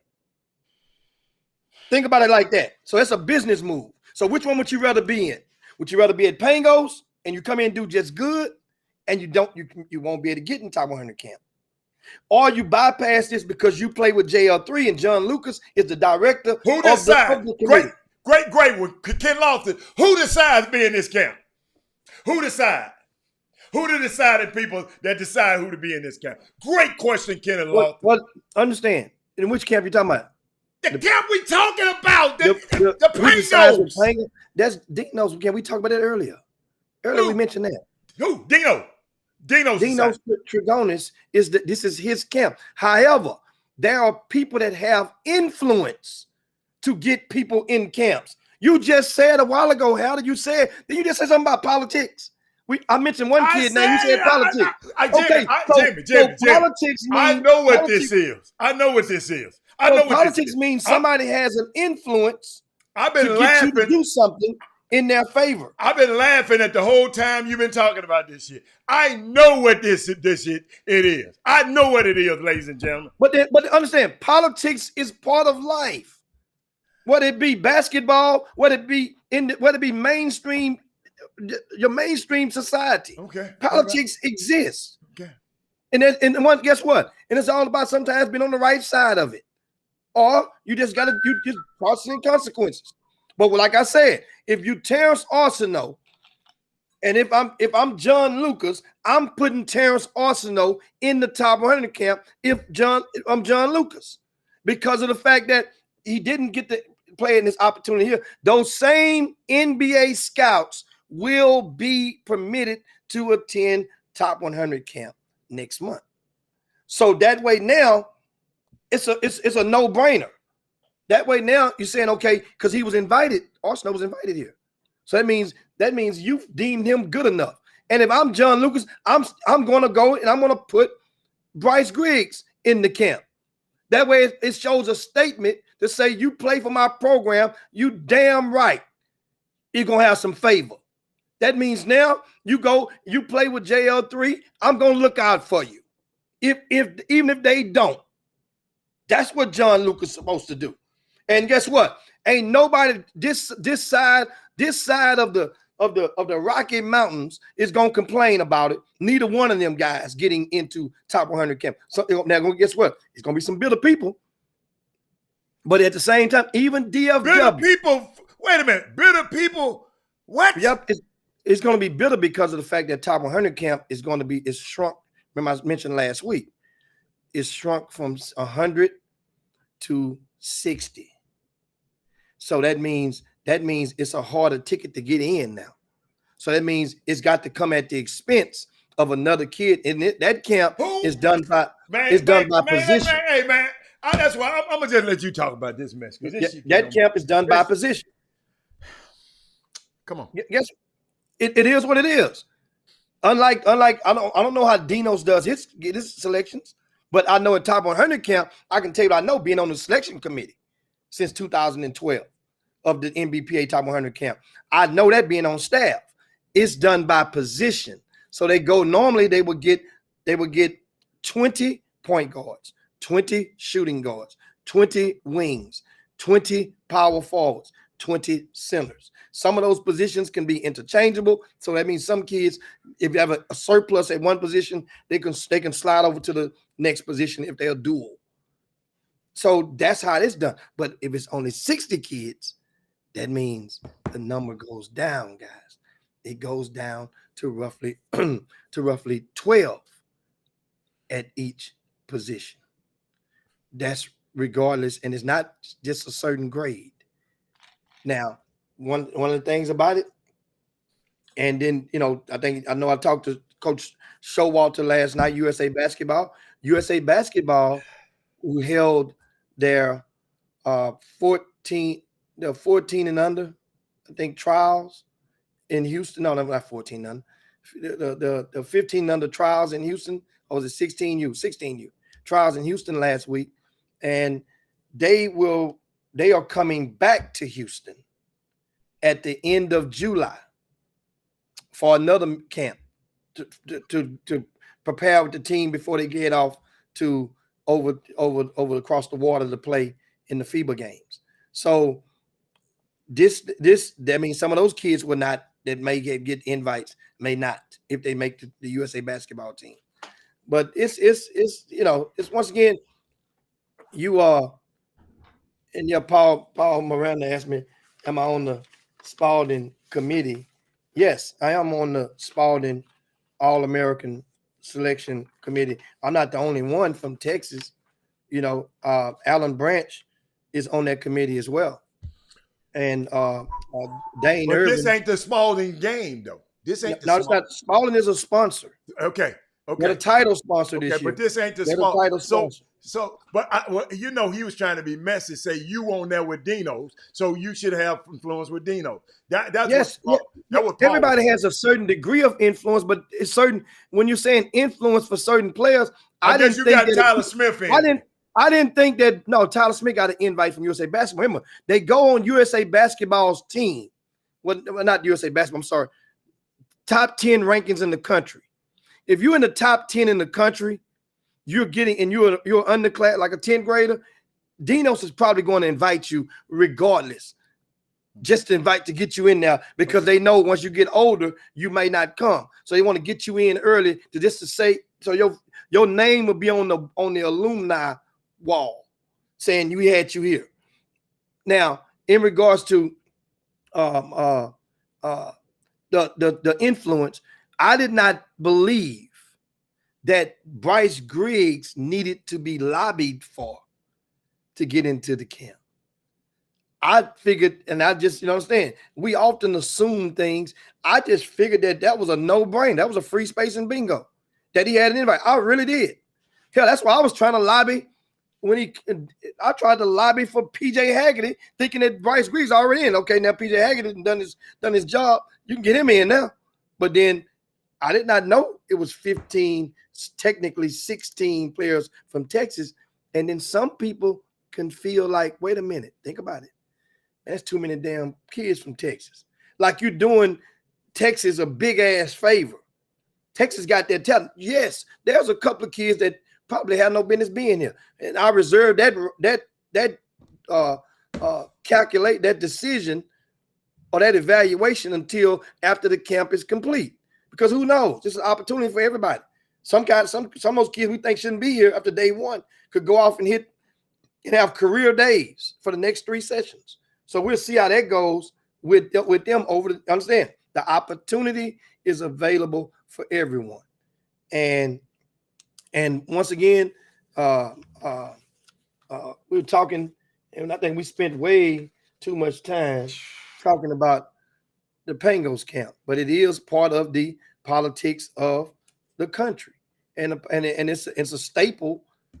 And you understand, once the NBA, NCAA, and the NBA validated it to allow those people to come and watch these players legally, the G League. I talked to Rod Strickland last college night. coaches was that? Was college coaches? No, college coaches can't come. To when? When they can come? I thought it was June. July. No, they can come. They can come in June and watch the players with their high school teams. They can come in July the 8th and watch them with their grassroots team. So next weekend, but in 2 weeks.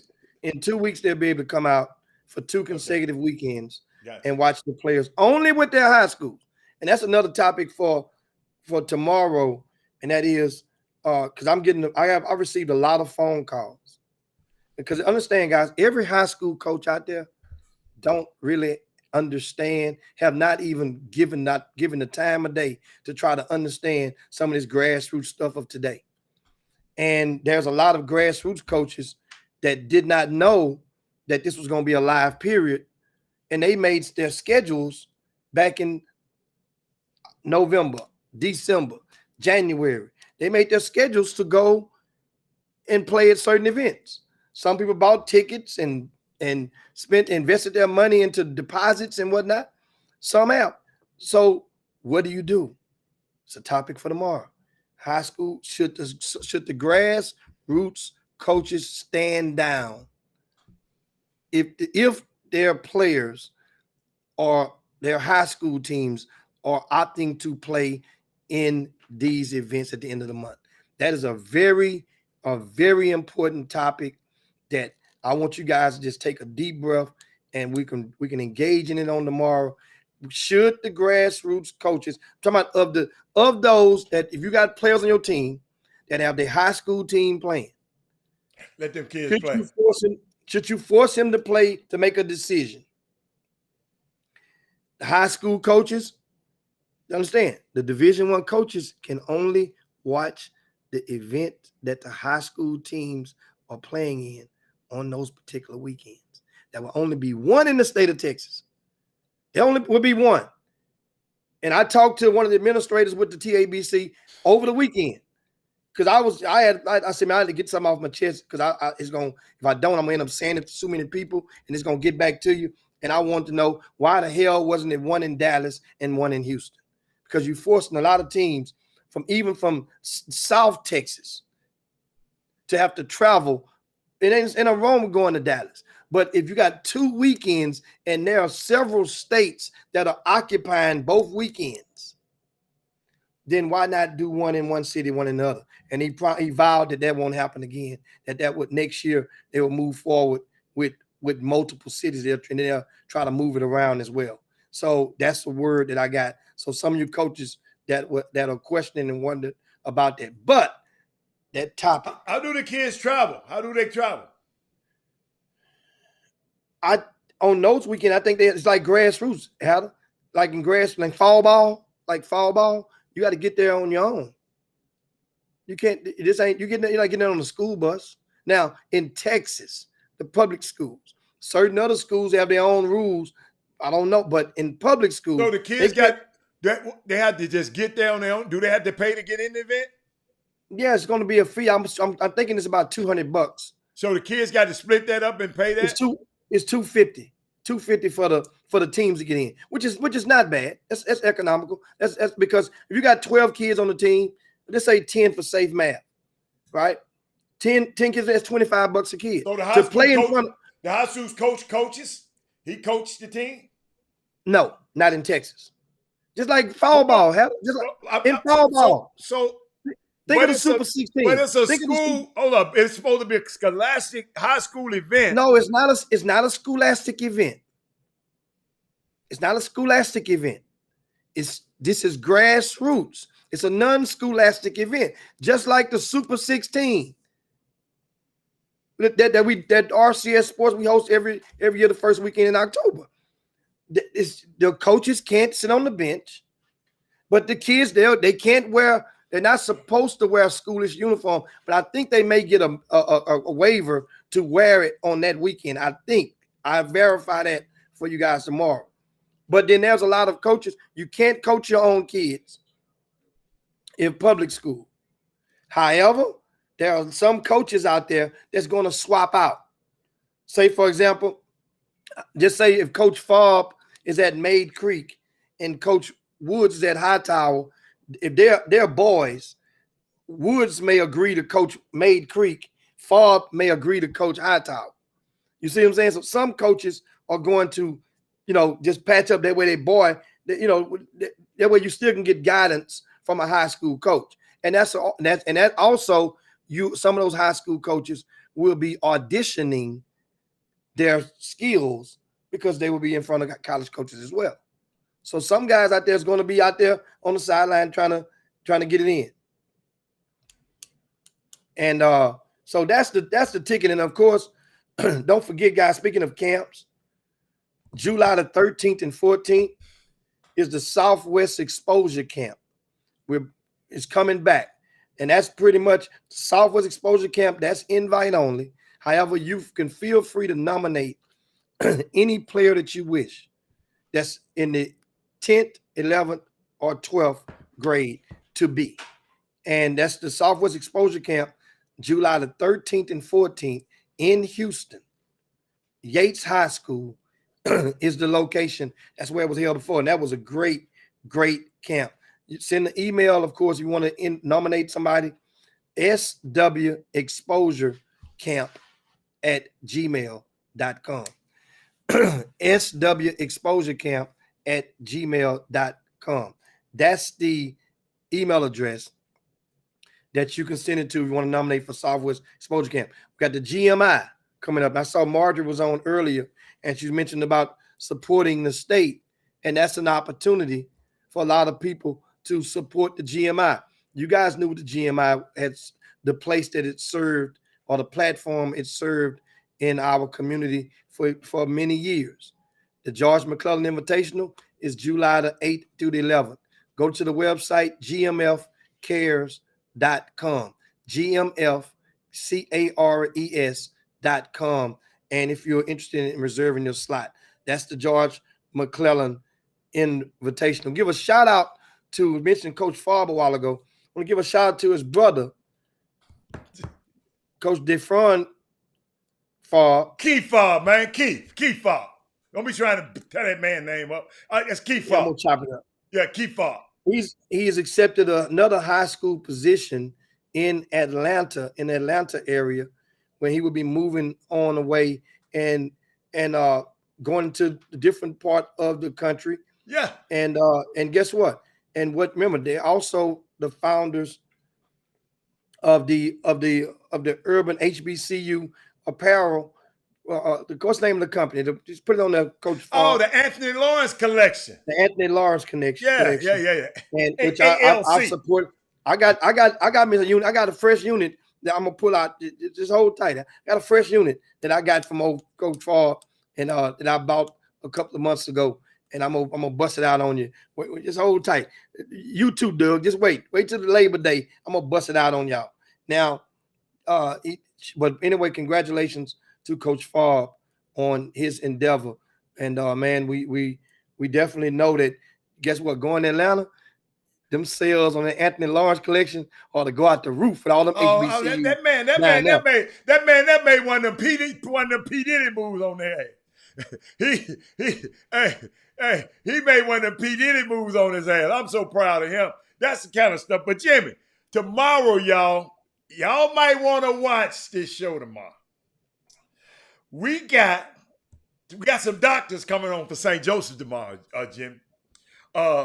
It's called Tune Up for Life Men's Health Event, y'all. Check this out. St. Joseph Medical Center, they're gonna have a classic, Texas, they're gonna have a classic car parade on the 19th. They're gonna talk about the event. They're gonna have a classic car parade that's fun for the whole family, while all the men get free health checks. Check this out. These are the health check stations. They're going to talk about it tomorrow. Y'all got to tune in tomorrow. You're going to meet your neighborhood physician and receive a free blood pressure screen. You're going to come by and meet the doctors and pick up a free collective kit. Then you're going to drop by and get a snoring score and speak with a sleep specialist. Then they say if your joint's hurting, you're going to be able to come by the orthopedist. Then if you got a flat tire, you're going to be able to stop by the sports medicine tent and pick up some information on the Saturday injury clinic. Then they got an alignment check, Jimmy. They're gonna have a bone density screen. All of this free. All of this free. They're going to come on and talk about, I think on June the 8th, 19th or something like that. They're going to have food. They're going to have vendors. But, Jimmy, they're going to have an actual classic car parade go pass right by the location, y'all. It's gonna be free, guys. You're going to register. You're going to get all the information tomorrow. And I can't wait. This the kind of stuff that, hey, Medical Mike, Icy Mike, he hooked this thing up for y'all. And I had to share with y'all. Y'all got the guys. Hey, mamas and daddies and wives, get your husbands on this thing. And we're going to have, all of us going to go and just have a good checkup. We're going to have a checkup, watch some classic cars that weekend and make it happen. So I just wanted to share that with y'all. Tomorrow, those doctors going to be on the air, on the show tomorrow. What else you got, Jimmy?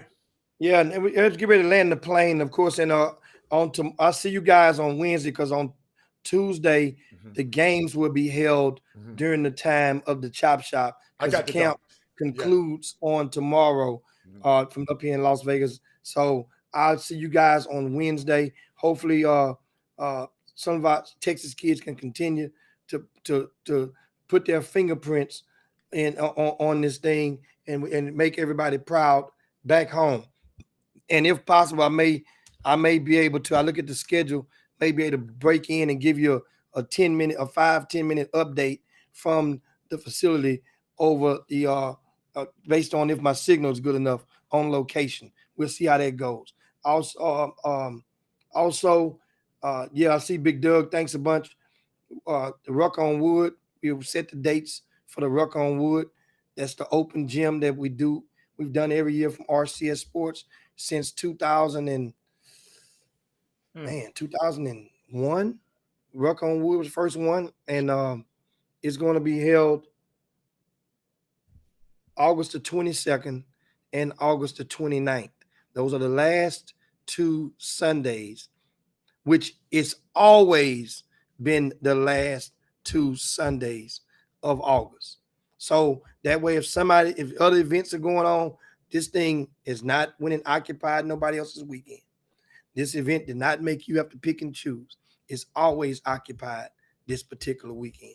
So therefore, you guys just be smart out there in making conscious decisions on to go in certain platforms that have the personnel and the multitude of eyeballs to see you.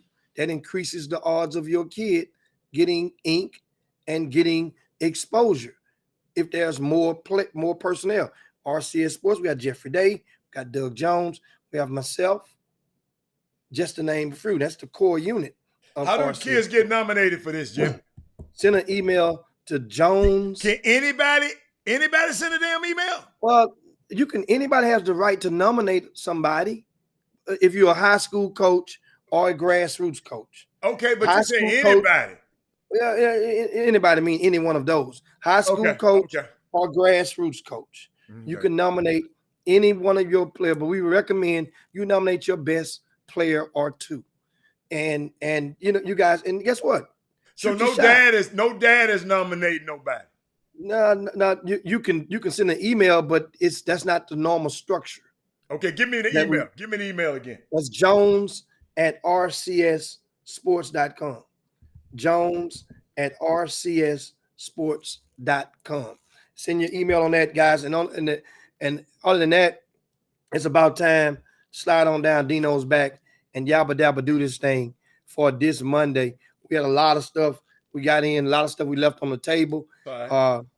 Games tonight. Who played tonight? Who played tonight? No, Phoenix should be playing tonight. Mm-hmm. Phoenix, their game should be tonight, if I'm not mistaken. I don't have it in front of me, the NBA slate. And wait, I think and I got it. Hold on. We're gonna see who played tonight. And if Phoenix playing, that should be tonight. The Bucks and the Nets play again tonight, Jim. The Bucks and the Nets.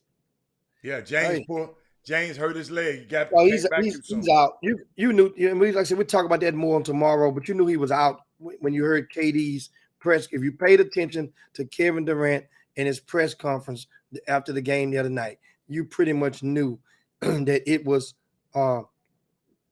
not good. Put it like that. And of course, tonight, Denver's at Phoenix. That's a 7:00 tip. And I'm sorry. I'm thinking about East Coast, Pacific. I'm on the West Coast, guys.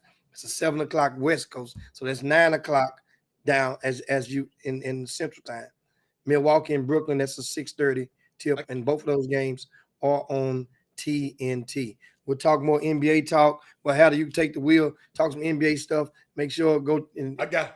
I'm gonna talk to the doctors, and then I got a whole lot of I might have a guest on there after the doctors come on tomorrow too. So we'll be good. We're gonna be good tomorrow. But I want everybody to be prepared for Wednesday. Y'all remember we got the young golfer Kendall Jackson is gonna be on the show on Wednesday for Women Rock Wednesday. The young lady that's going to Howard and play one of the top golfers in the area. She is gonna be on Wednesday. So this gonna be a good week. It's gonna be a good week.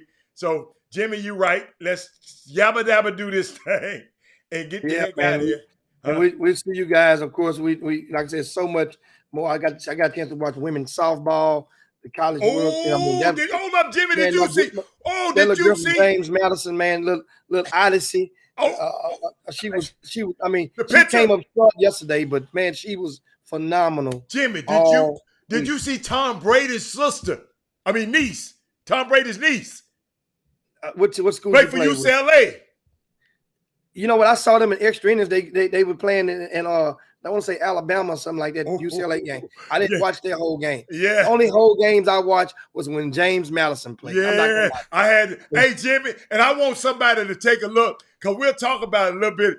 Tom Brady's niece, the niece looked like she done dated somebody other than somebody. That baby ain't back. Who that David Pappy? Hey, Man, Jimmy. No, she's beautiful. But boy, she's a little darker than the rest of the Bradys. Somebody might have to look into me. Beautiful girl. Can't get right. Must have got up in there. Yes, sir. Who's that? Oh, she is half black. See, I didn't know. I just saw them, bruh. But Jimmy, let's get out of here. Because guys, make sure share the show on your way out the door. Yeah. You guys know the routine. We definitely will see you guys. Of course, we right back at you on tomorrow. Howard Wheels, I'm on location. I'll see you guys on Wednesday. Hopefully my plane don't get delayed because I fly back Wednesday morning. But anyway, guys, but meanwhile, you guys make sure you be safe out there. Go check out rcssports.com today. The VIP news is updated with a lot of good stuff in there. recaps from the June Jam this past weekend. That's Brian Oh. Jolivet's event that he held over at the gym Oh. and Atascocita, as well as Summer Creek High School. So Jim. that was a well-ran event as well. I So you got some guys- stuff from the June Jam. You're right. I got some Yeah. stuff from the June Jam. I thought you had something to take them out with. You didn't have nothing to take them out with? No, I took them in the beginning. I took them in for the beginning. For the Rice basketball camp. Yeah. Yeah, I gave Run it that to them. form, run that form while they going out the door. Okay. We give y'all this while you're going out the door. We'll take you out the door with this right here. Shout out to Archie for providing this video with Forever Young Films. Here you go. See you guys. Peace. All right. Watch this clip though, right quick, right fast.